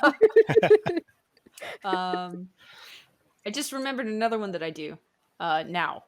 A coping mechanism for me is change of space. yeah, Um, I am realizing that I have to either get out of my house or I have to get out of the city every now and then, for no reason besides just to do that. Mhm. Um, not for work, not to go see friends, not for plans. Like, it can be with other people, but mostly it's just to say, I need to get out of this space to circulate. yeah. Mhm. Um, Which, I that's mean, really, really, with your love of motorcycling and, like, getting out and, like, that makes a yeah, lot of sense for you. yeah. Mhm. Like, Yeah. and I don't even want to put like motorcycle riding as a coping mechanism, because it's more than that to me. Like, riding a motorcycle is like, I know this isn't going to be politically correct or something, I don't know, but it's just like I feel unsick when I ride. Mhm. Like, I don't feel like I have depression when I ride. So it's not Mhm. even like it's beyond a coping mechanism. It's like it's the one place where I feel whole and there's nothing wrong, and I feel completely in control of my life, Mhm. and everything, there's no problems, Yeah. right? That's So swimming for it's me. That's yeah. the pool, being in the pool. Hmm. Yep. That's Yeah. archery for me. Yeah. Yeah. Yeah. So that's why I didn't want to put it in the coping thing because it's more than coping. Like it's effortless. Like I don't have to think about it. Yeah. Well, I mean, it's I would argue it could be a both and, because like Sure. for like hopping in the pool, like even if I'm having the worst day ever, it's still like a 45% improvement on whatever percent I went into the pool Mm. with, right? Hmm. So it's a both and, because like when I'm in the pool, it a lot of stuff falls away. And then when I leave, like it's been a particularly bad day, I'll remember why it's been a bad day when I go to the pool, but I'll Right. feel better about myself. About When it. Yeah. Yeah. yeah, Yeah. yeah, And it's yeah. like, that thing is not effortless. Like there's still like you have Hmm. to maintain, like you have to physically get up and go to the pool. You have to maintain your bike, like all these things. It's a labor Hmm. of love, but it's by no means effortless. And like Yeah, it does take whatever before you get on the bike or before you get on the pool, it does take that amount of effort to get there. yeah, Hmm. yeah, And I think yeah, it just feels easier to do then. oh yeah, for yeah. sure. Right. Yeah. The effort feels easier. Well, and I want to like also honor the process that it takes to get to that sense of ease, because I can guarantee you when I was first getting into the routine of swimming, it was a struggle to get to that pool, you know, 3 times a week, right? 4 times a week, 5 times a week, right? Now I go six usually, and I feel weird when I don't go, right? But that wasn't my starting place. That was Hmm. months and months and months of like working at it. And that's the most, I guess, frustrating thing to say about a coping mechanism or maintaining mental health is you got to work at it. Hmm. Nobody's going to do it for you, right? No. And nobody can do it for you, right? Exactly. And you Even have the to make it a priority. yeah, even the most skilled therapist, and I wouldn't trust them if they said they could do this, can't fix things for you, right? Correct.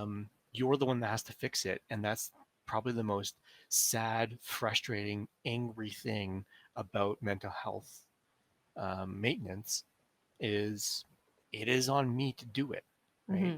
I may have these things because some other external influence, and that's bullshit, but I got these things now, Yeah. so I have to manage them, right? Yeah. And it's unfair and it's bullshit, but that's the It's reality. work. Yep. Yeah. It's work. But on Yeah. a sort of positive spin on that, succeeding also feels genuinely good. Oh yeah. Absolutely. Like because it is a thing that is what you do directly impacts your mental health. And like not everything's curable. Not there's no amount of coping mechanisms that can make schizophrenia go away. Yeah. Like it's not that's not what I'm saying. But like learning yourself and being able to see your own yellow flags and like to be able to really listen to yourself and to see a bad situation come up and avoid it Hmm. like feels really good. Hmm.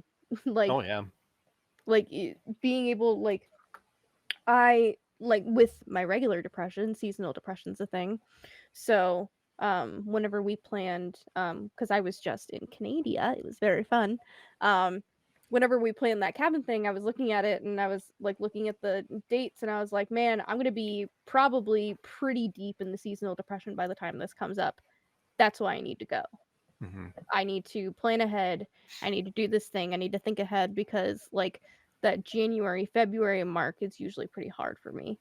Yeah. And so I'm gonna like physically take myself out of my own space, go do something different, go be around people I really like, and like just make the next, month or two easier on my brain Yeah. while the sun Hmm. decides to come out. Yeah. Totally. Yeah. Yeah. Yeah. To disrupt those old mechanisms where, you might have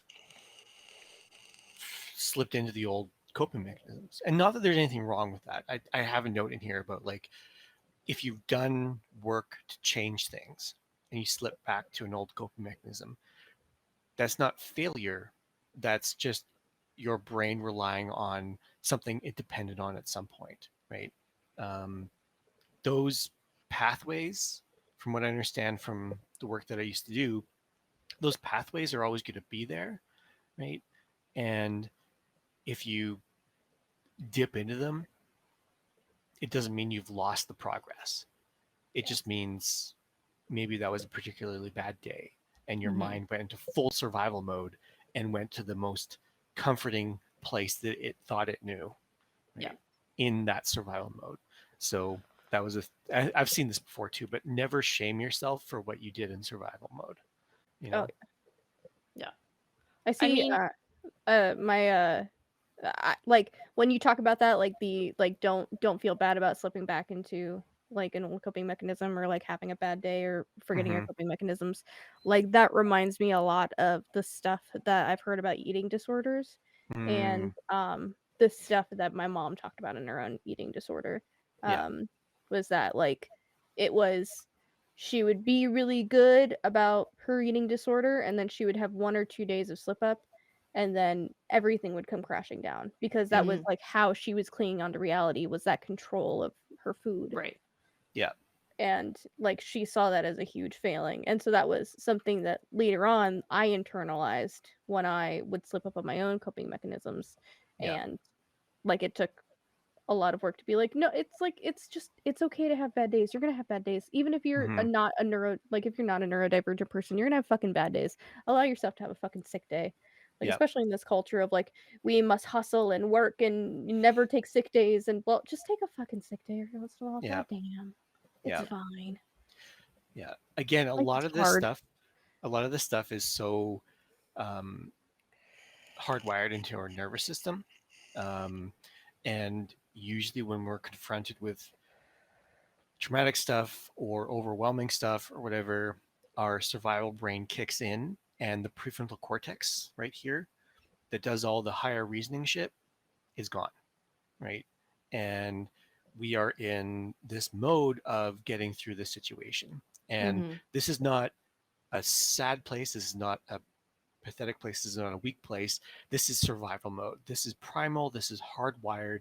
And if it gets us through the situation, whatever that situation is, then it's something to be thought about, but I think also honored in a way, right? yeah Mm-hmm. And we can contextualize it to say, so this day, this Tuesday, was a really bad day. It was a really, really bad day, and I slipped back into old coping mechanisms that I didn't want to use anymore. But that was a really, really bad day. That one bad day doesn't undo the work that I've done. I can contextualize what happened, right, and put in that category, a non-judgmental category. yeah Because again, I think shoulding and the self-gaslighting that we do for ourselves around mental health is very real. So, yeah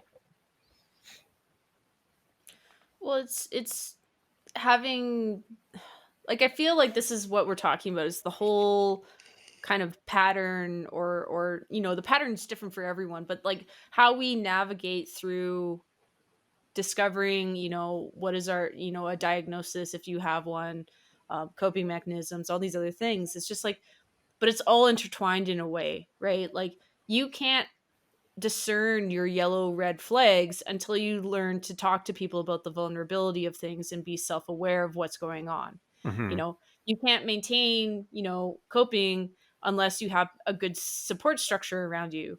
You have a harder time navigating the bad days without having like something in place for you to understand that. So it's like I don't know. It's so challenging for like I'm just trying to think of like if someone's listening to this and being like at the stage where they're like undiagnosed, things are really weird. I don't know how to express myself. I'm just like you sit there and like coping is just I don't know, some people are conscious of the coping mechanisms and maybe some aren't. So it's such a challenging thing to kind of like help people identify, I mm-hmm. guess. You know, I was it gonna is say, go ahead, oh Des. no go ahead I was just say, like on the yellow red flag thing and identifying them. I think it does require a little bit of retrospectiveness, right? mm, Where we think about, okay, again, Tuesday. I don't know why I'm picking Tuesdays. Tuesdays are destiny reset days. They're good days.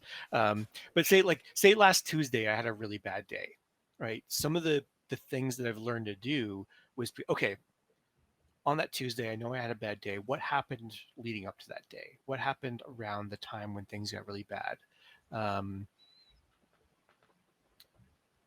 and I think it's good to be really meticulous about that and not overlook certain things. Um, for instance, like one thing that I've identified with myself is, and we can kind of laugh about this a little bit, but like one of my yellow flags is if the dishes are piling up in the sink unwashed, right? Um, Drying rack, put away or not, that's not really an issue. It's if they're sitting in the sink unwashed and they're stacking up. I know that that's a yellow flag for me, that there's something off in my mental health, my mental state at that time. And so one thing I'll do to kind of attend to that is, even if I don't feel like doing them, and even if I feel really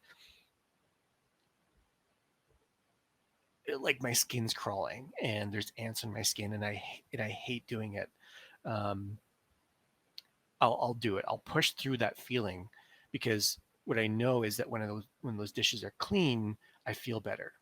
So the dishes were a yellow flag, but they were also causing me more anxiety. And I think this is connected to what you're saying, Des, earlier about cleanliness, right? Um, it's a both and situation. So it's a yellow flag and it's making my situation worse because my space that is really comforting to me is now more messy, right? Mhm. So when I attend to this little thing, just these dishes in the sink, I'm able to at least alleviate that little bit, um, which helps calm things down. But that I didn't come to that magically. That was reflecting on when I had bad days and what was leading up to those bad days. And one of the things I picked out was a sink full of dirty dishes. Mhm. Yeah. Oh, totally. I would love to talk to you guys about the feelings journal. Fire away. Go for it.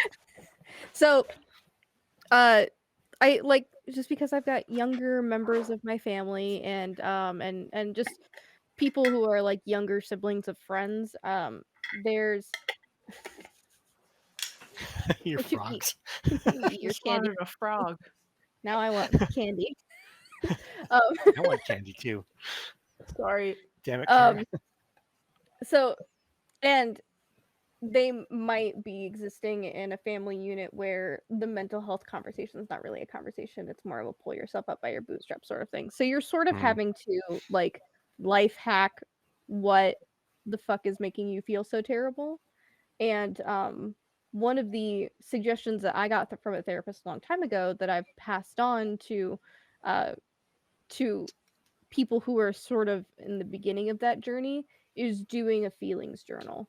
And mm-hmm, it's sort of a combination of every day writing down, like, okay, how do I feel at the beginning of the day, in the middle of the day, and the end of the day, and what did I do or what did I experience during that day? mm-hmm, And then continuing to do it every single day so that over time you can map out certain things that are like, oh, like I got into an argument with my friend at school, and then for the next full day, I felt like fucking shit. And mm-hmm, like, or like, mm-hmm. I got laughed at by my older brother for something that I was really feeling good about. So, and then, I felt like, and then I got into a fight with my friend the next day because of it. Like, when you Yeah, start to yeah. write everything down, because one of the big things, especially if you have depression, is that it can affect your memory. So Mm, you might not always remember the thing that activated you into a certain behavioral state, but if you're constantly writing these things down, you can start to analyze it using facts instead of like using actual events instead of just I feel bad and I don't know why. Yeah. yeah, Yeah. yeah, Well, yeah. So that's like depression in a nutshell. I feel bad, but I don't know don't know why. why. And there's never always going to be a why, but No. it there are ways to avoid certain things, or there's ways to like be like, oh, I got treated shittily yesterday. I'm gonna make an attempt not to treat people shittily because I got treated shittily yesterday. Mm-hmm. And being able to just recognize behavioral patterns because like we're humans are routine creatures. We love routine. Mm-hmm. Like we like our bodies respond to routine in a certain way that like makes our brains happy, and like to the point where it's like it becomes like a like OCD. It's like it becomes an actual mental disorder where Mm-hmm. it's like, okay, I have this anxiety, and unless I do this routine, this anxiety will not alleviate. Mm-hmm. Like, and so we all have sort of varying degrees of, we all want routine and stability, and our bodies respond to that, and our bodies will respond to things like even if we don't notice them, Mhm. Yeah. because we're also meant to seek out danger, especially if you're in a trauma situation, um or in some form of violence. Like you may attach something to that violence that wasn't even necessarily connected to it, Mm-hmm. um but being able to identify those things that activate you, like, can be a real tool. Mm-hmm. And it's and for people with low energy, or like who can't really continue like consciously keep a schedule, like it is hard. Doing a single thing every day is kind of difficult. Mm-hmm. Like if it's not a thing that you physically have to do. um but for the people who couldn't seek, in my life, that couldn't seek professional help in one way or another, the feelings journal was a really good tool for them. Mm-hmm. Um, just throwing another tool out there, and again, this was one that I found silly initially, and again, I'm very much a person who's on board with like energy work and that kind of thing, um, but gratitude things, and not like um, that forced sort of gratitude that like I should be happy kind of stuff, but picking really small things that you're grateful for, and even if it's like I'm really grateful for ham and cheese sandwiches, like um, Me too. well, they're awesome, They're right? awesome. Only But like grilled. in your grilled or not, but like in your everyday, like picking a couple of things that you're grateful for in the day, whatever that is, and really um, really broadening the scope of what that is, because when people hear gratitude, they want to be the big things, like I'm so grateful for my partner, I'm so grateful for it, the it does. sun, I'm so grateful for whatever. And but no, it's like I'm grateful for socks, I'm really grateful for socks and 3-ply toilet paper. And to really not minimize that, I'm using those kind of like tongue-in-cheek right now, right? But like that was what I had to do, right? Yes. Because um uh, a partner of anxiety is depressive. So when I was in a depressive episode, I didn't give a shit about anything, and I feel very connected to what Des and Kara have been saying about depression, right? And so one of the things my therapist said is like, it might feel silly and it might feel stupid, but pick small things and just that you appreciate, that you legitimately appreciate, the smallest thing that you appreciate, and make a point to just name it. And again, it's a practice thing. It's I Yes. still don't fully buy into it. Like I'm so I grateful for Kleenex, but I totally get that, because it does have that sort of feel of like, your mom asking you at Thanksgiving, all right, everybody around the table, say one thing you're thankful for. Like yeah, it does have that sort of like vibe. So I like, in lieu of doing the journal thing, because I'm also terrible at the fucking journal thing. oh yeah, I don't Um, go to journal. Yeah, fucking I can't. Um, nope. but um, but in lieu of the journal thing, um I have opted to try to be more grateful, to like vocally. Just Mm-hmm. like I because I had a really hard time for a long time saying thank you, because I felt like thanking people for a thing meant that I owed them something, that I was Mm, admitting that they had done something for me, and on the tail end yep, of that I owed them something. yep, yep. Um and that's taken lots of unlearning. But part of that unlearning was just telling people that I was grateful for a thing. Like, whenever Alex does something for me at work, whenever she handles a thing that I couldn't handle, even though it's literally her job, like, Alex will handle something that I couldn't handle, and I'll be like, "Hey, thank you for fielding that. Thank you for taking lead in that meeting, or thank you for making that email, or whatever." Because I Hmm. appreciate the work that she does, and like stuff like that, like trying to vocalize to other people the things that I'm grateful for. I tell Yeah, Moose that I'm grateful for him all the time, bet and Moose is he really knows. thrilled about that. Yeah, He knows. of course he knows. Doggos Yeah. know. They know. They know. I But don't know. I don't know if they're smart enough for that. Kara, come You're on. also you're also not a dog person. You will not understand until you have a dog. Cats Um, will overtake the world, suckers. My cat is. I think he knows As that I'm Pippin grateful. sleeps on the couch. No, they look at don't him. care. They don't have the drive to do that.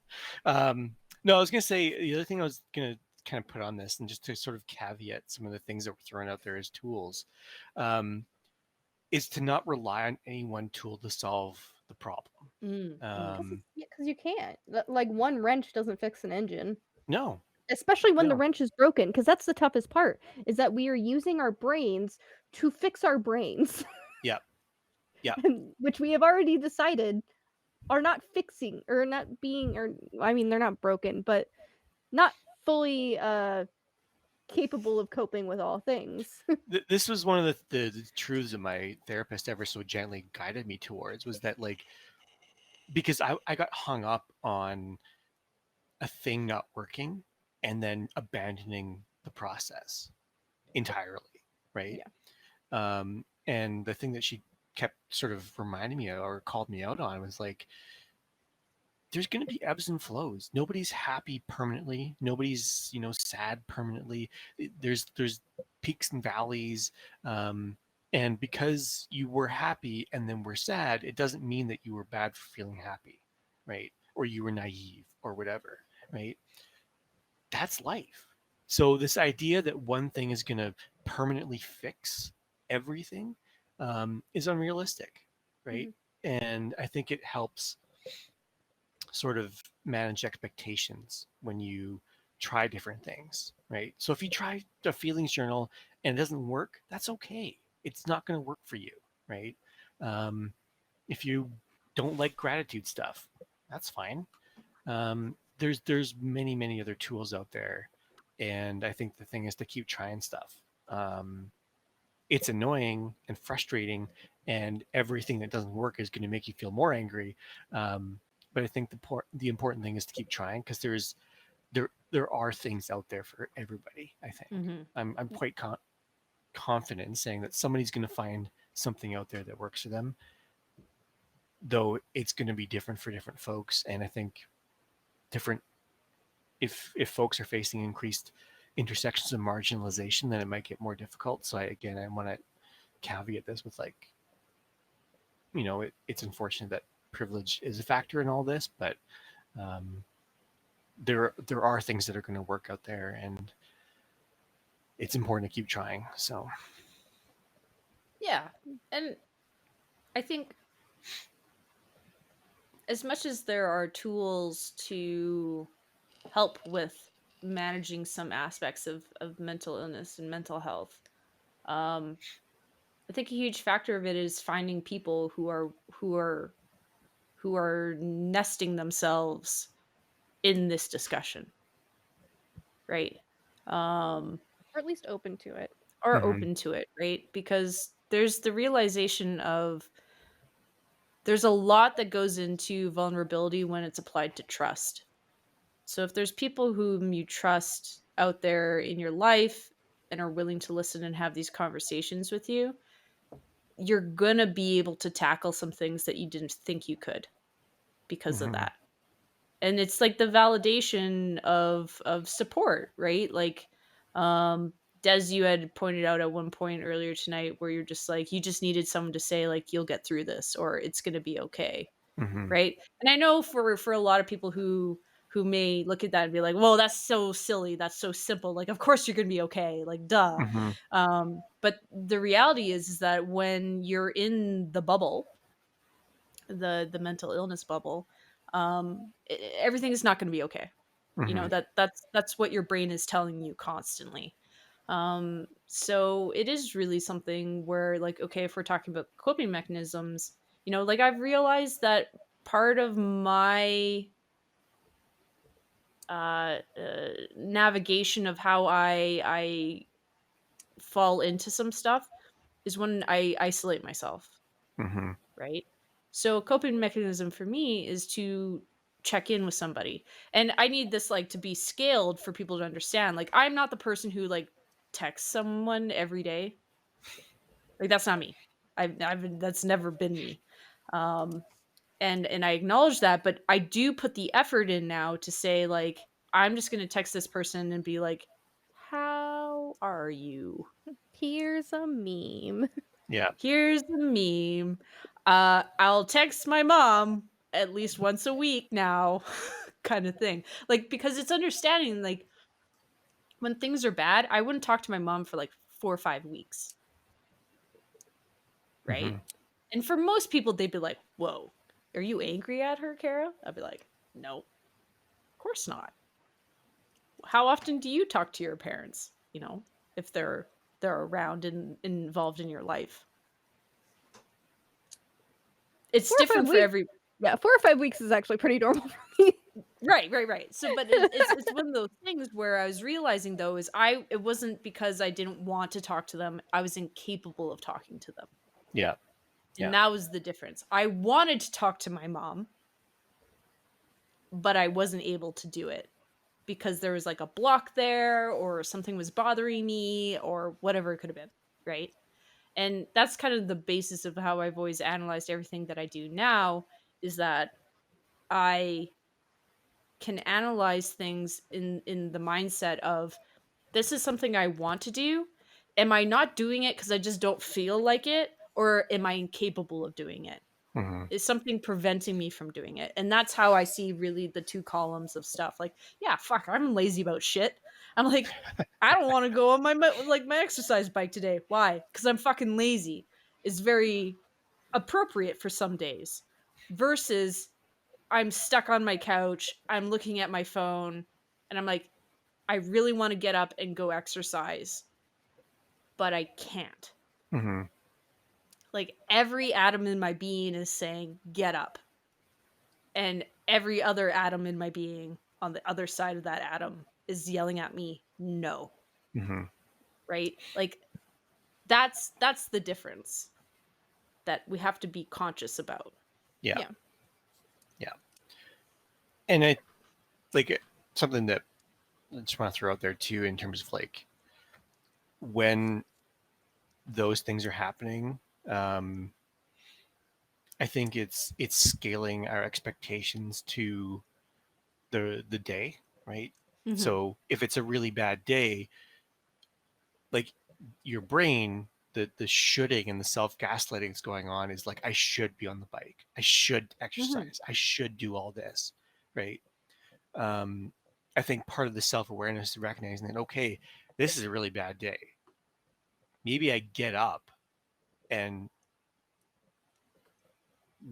leave the house, just like walk around the block, right? Mm-hmm. Um, to create a different narrative for what I want to accomplish, right? Mm-hmm. Because if the goal is getting on the bike and doing a 30-minute, spin class or something like that, and, and that's not in the wheelhouse, Mm-hmm. maybe getting up is, maybe going and have a shower is, Mm-hmm. and to be really gentle with yourself, saying that is actually a victory. Because if I got up and had a shower, that's different than what if I had just laid there, you Mm-hmm. know?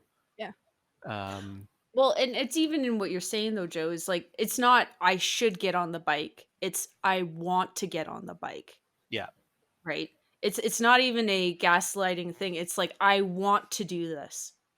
I w- I want to go see my friends. I Hmm. want to go play video games, right? But then there's the physical like denial of that, right? Yeah. And for me, that's like, okay, something is up, Yeah. right? But Yeah. then what you're talking about are like the days where you're like, ah, this is not a great day. This is, this is I should get on the bike. But yeah, and then reassessing the priority that you're doing. Well, I'm just throwing out there like changing the goal. Like so even if Mm, like I want to get on the bike, recognizing that I can't get on the bike today, right? And that's mm, okay. mm, What can I do to interrupt my narrative? This is the thing that I do for myself mm, is I'm stuck in this narrative. What can I introduce to just disrupt the narrative a little bit? mhm, Because I don't want to be in this cycle. I don't want to be here. I don't want to be doing this. How do I disrupt it? And mhm. even if that is a, a, a, a moment of disruption, right? Right. So even if that is getting up and doing a dish and then going back to laying on the couch, right? Mhm, Those are little things that we can do to have a little victory over those moments, right? mhm, Because the idea that I want to do this and only going and seeing my friends will make me happy, and I can't go and see my friends, so I'm going to stay here and be miserable, right? It's a way our brain is gaslighting us, right? It's saying, see, you can't go see your friends. It's This is the reality of it, you know. Any way that we can disrupt that narrative, and this is something that I do for myself on a regular basis, is a way that we can have a victory over it. I sort of to switch gears just a little bit. I do think it's kind of interesting how this basically this entire time that we've had this show, we've talked about like relationships and basically how to deal with other people and Mm-hmm. how to communicate and how to talking about consent and the different types of relationships and love and all the and negotiation. We kind of take all of those skills and all those things that we learn to interact with other humans and we can turn it on ourselves Mm-hmm. and and learn from the ways that we interact with other people how to better treat ourselves. Yeah. Like doing that negotiation thing, being like, all right, well, turns out my plan today was to do a load of dishes, to do laundry and to blah blah blah. But like negotiating that down to being like, I will get up and I will do dishes, but I'm not gonna do laundry. Mm-hmm. Like, it's like figuring out like where that negotiation is and figuring out how to make ourselves feel loved whenever we don't feel loved, knowing what that language looks like for us and being able to ask for that from other people, building Mm-hmm. communities. Um, having a support structure is huge, even if it's not a medical support structure. Like Yeah. having people around you that understand you is huge, and it's mhm, very, very, very hard to go through mental illness by yourself. Yeah. Um, Yeah. so if you know for anyone who does feel like they're in a place, in a bad place, and not like in a trauma dumping, like reach out to everyone and talk about how sad you are sort of thing, but like human connection is really important to us as Mm-hmm. people. Like, and there's some people for whom it is less important, and for some people who it is more important. But like, if you're only trapped with yourself, then you have nothing else to like sort of gauge your own process or your own progress by, Yeah. and isolation is one of the hardest things to knock yourself out of. Yeah. Yeah. yep. Because that's when the spirals start. Because if Yeah. it's just you and your own brain, I know me and my own brain can go in some really dark places really easily. Right. Oh yeah. Yeah.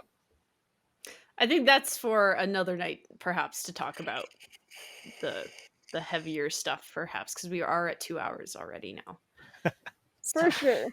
Well, I don't think I'll be going into my like deep trauma No, but spirals I on I this. think it would be interesting to have a conversation, a very honest conversation about um not particular things about the dark stuff, but like experiences with again, I don't want to start a whole conversation about it, but it's like a good starting part would be like, hey, in 2020, when I was seeing all these doctors, I was never asked so many times, have I thought about killing myself? Mm-hmm. And that's an experience that I think we need to start talking and having these conversations, because it's fucking scary, right? And if we don't start kind of integrating this element that is so hush hush about things in our lives, we're only going to lead down the same road, right? Mm-hmm. Um, I understand, like, this is just a stream. Like, this isn't like, yeah, we are not psychologists, right? We are not Nope. doctors, we are not these professionals. Um, I make porn for a living. Thank you. I don't do anything for a living right now. I do stuff anyway. But it is one of those things where I think if there is some honest conversation about our personal our situations that we do feel comfortable talking about. Of course, there are things that we choose to keep to ourselves. Mm-hmm. Um, it can alleviate something for other people, and I think that that's part of why we're doing this. Yeah. Yeah. So, it's about talking about the generalized components of mental illness that are super uncomfortable because they are scary. Mm-hmm. And they are topics that stick with you for a reason. Mhm. Mm-hmm. So, but again, not tonight. I'm my spoons. I'm losing the spoons. Yeah, no, for sure. I'm For falling out sure. of the matrix right now, kids. So, But yeah. Yeah, and I feel like going going forward, I think it's gonna be now that we've sort of had this like sort of big overarching conversation about how we feel about mental health. I think it'll be mm. easier to sort of dive into more specific topics after this, Mm-hmm. with a little bit of a break. I don't want to talk about dark stuff all the time. No. I was We thinking don't want to like a jump month into or two like from now. intrusive thoughts and all that Yeah. kind of stuff in the next Ooh, episode. aside, let's Hmm. not. We also have to. This Put is it and in this the is topic this is thing. the this is sort of the inside baseball is that we also have to think about what we talk about, especially now that we're posting the series on YouTube. Yeah. Because Oh yeah, say they'll come after us.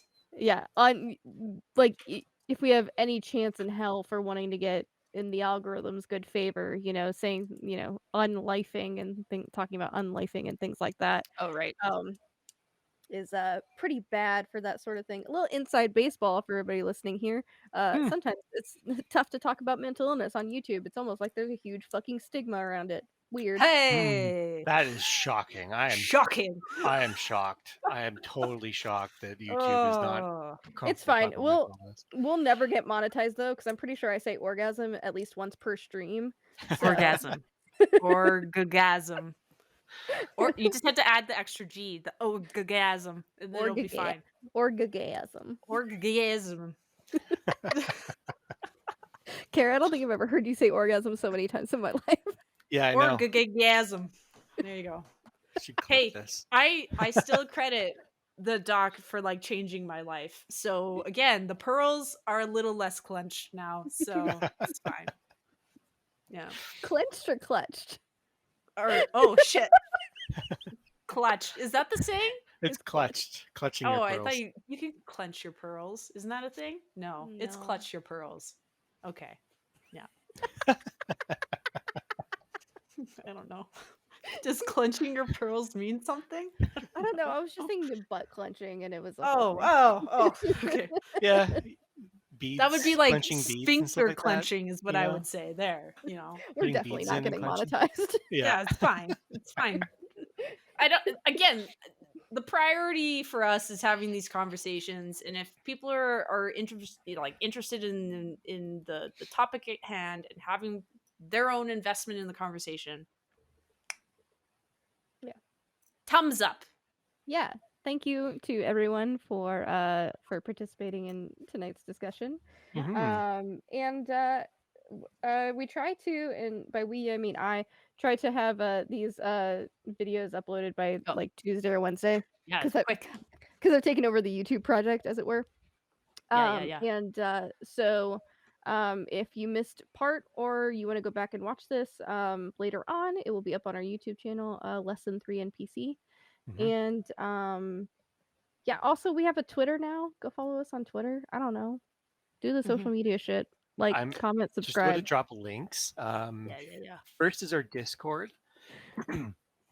If folks are not a part of our Discord, we do have a channel, 3NPC, in our Discord where folk can kind of continue the conversation. If you have thoughts or questions or new topics that you want us to kind of talk about, that's where that can happen. I'm just going to pull up the. And to clarify, we have like lots of different channels in there, so you can talk about lots of different things. The 3NPC channel is Oh the yeah, best one for catching yeah. up with the show. But considering the heaviness of today's topic, it is not a place to seek professional help. No, please don't. No, go. There's Like professional people. if you need resources for that kind of thing, then there are mods within the Discord that you can contact. But like it's not a mental health Yeah, we are not a service. a specific Discord. Yeah. So correct. Keep that in mind when that in posting about things. Yeah. Do we have any lingering questions from folks at all? I just posted tonight? the YouTube. The YouTubes. The YouTubes. Go higher. YouTubes. I don't know how to get that. And then where is the Twitter? Here's a question. Who's been on YouTube the longest? I have an account from 2007. How do we look at that? It will say on your about page. I'm about to tell you. Come on, someone's got to be in there before I was in there. I mean, I'm pretty That's our Twitter. That's the LessThan3NPC. Oh, 2008. How do I check it? What's going on here? You go to your about page. Yeah, if you go to your channel page and go to your about. But no one will ever know what my YouTube is. It's a secret. Oh, mine as well. Oh, damn, Xandra, 2006! Sandra, killing it. My about? My account? Yeah, go to your channel. Yeah, go to your channel and then go to your about. I just need people to understand, like, there are people born in 2006 who might watch this. Like, this is where we're at now. Shh, don't talk about it. I'm just gonna talk about it. We've been on this earth for a while, Des. Hellblade Barn 2006 as well, crushing it. 2007. Oh, Hellblade Barn in with the April. Absolutely crushing it. Crushing it. Are you making fun of us? Is that what you're doing, Des? Yeah. I would never. We're not from Minnesota, okay? I would never make fun of the Canadians and how they talk all the time. Canadians. Canadians. Canadas. Oh wow. Okay, so we got some 2006ers in here. That's pretty OG. That's pretty OG. That's pretty early in the YouTube world. Yeah, 2007 is my earliest. I have 2 accounts. All right. Look at that. I think we've Sorry, done I don't know why I needed that trivia to be answered, but I don't know why. I think we've done all of our shilling. Yeah, all the socials. All the socials. Go follow us, continue the conversation in the Discord and YouTube and Twitter, and be involved, because the more people we get talking, the more points of views we can get, the more our knowledge base grows as a community and as people. And like send it to someone who you think might be interested in this, you know? Like especially with the mental health chatter. You know? It might give some people. Oh, YouTube launched in December 2005. Oh shit. YouTube, Hellblade Barn, you were on it. Sorry.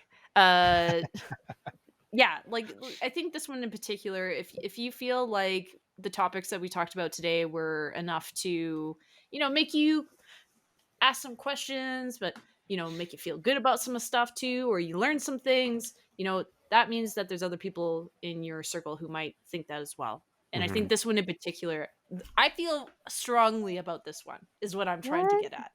I feel very strongly about expanding this conversation, especially. Oh, so trust me, we will. We've got to. Yeah. Okay.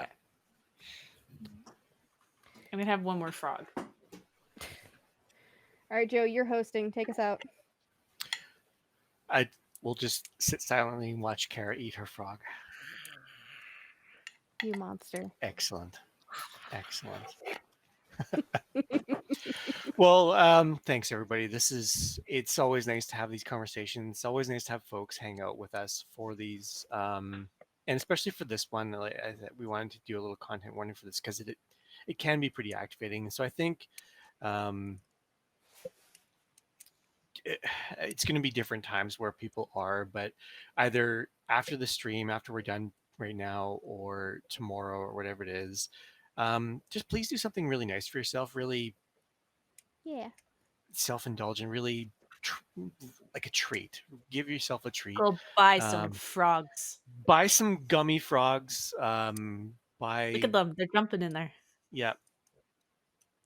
Do Go something. to bed. Go to bed. Do something nice for yourself. To That I is think good. just sort of like, I don't know, reward yourself for sitting through a conversation that is exhausting. It can be, Yeah. even if you're just sort of sitting there taking the stuff in, it's exhausting to kind of think about this stuff. So find something that you can treat yourself with either after the stream or tomorrow, um, or wherever in the week that you find time for it. But please do something deliberate for yourself. Yay. Yeah. Next one. When's the next one? Oh, yeah, that's probably 14th. good. The 14th, and it's St. Patrick's Day. Kara's channel. Oh my God, Kara, Don't light you matches, Kara. What are you doing? you've had enough sugar for today. No more frogs for you. It's fine. Everything's fine. Next one is on the 14th on Kara's channel. We still have no idea what our next one will be, but it'll be good. Yes, it will be good. It'll be amazing.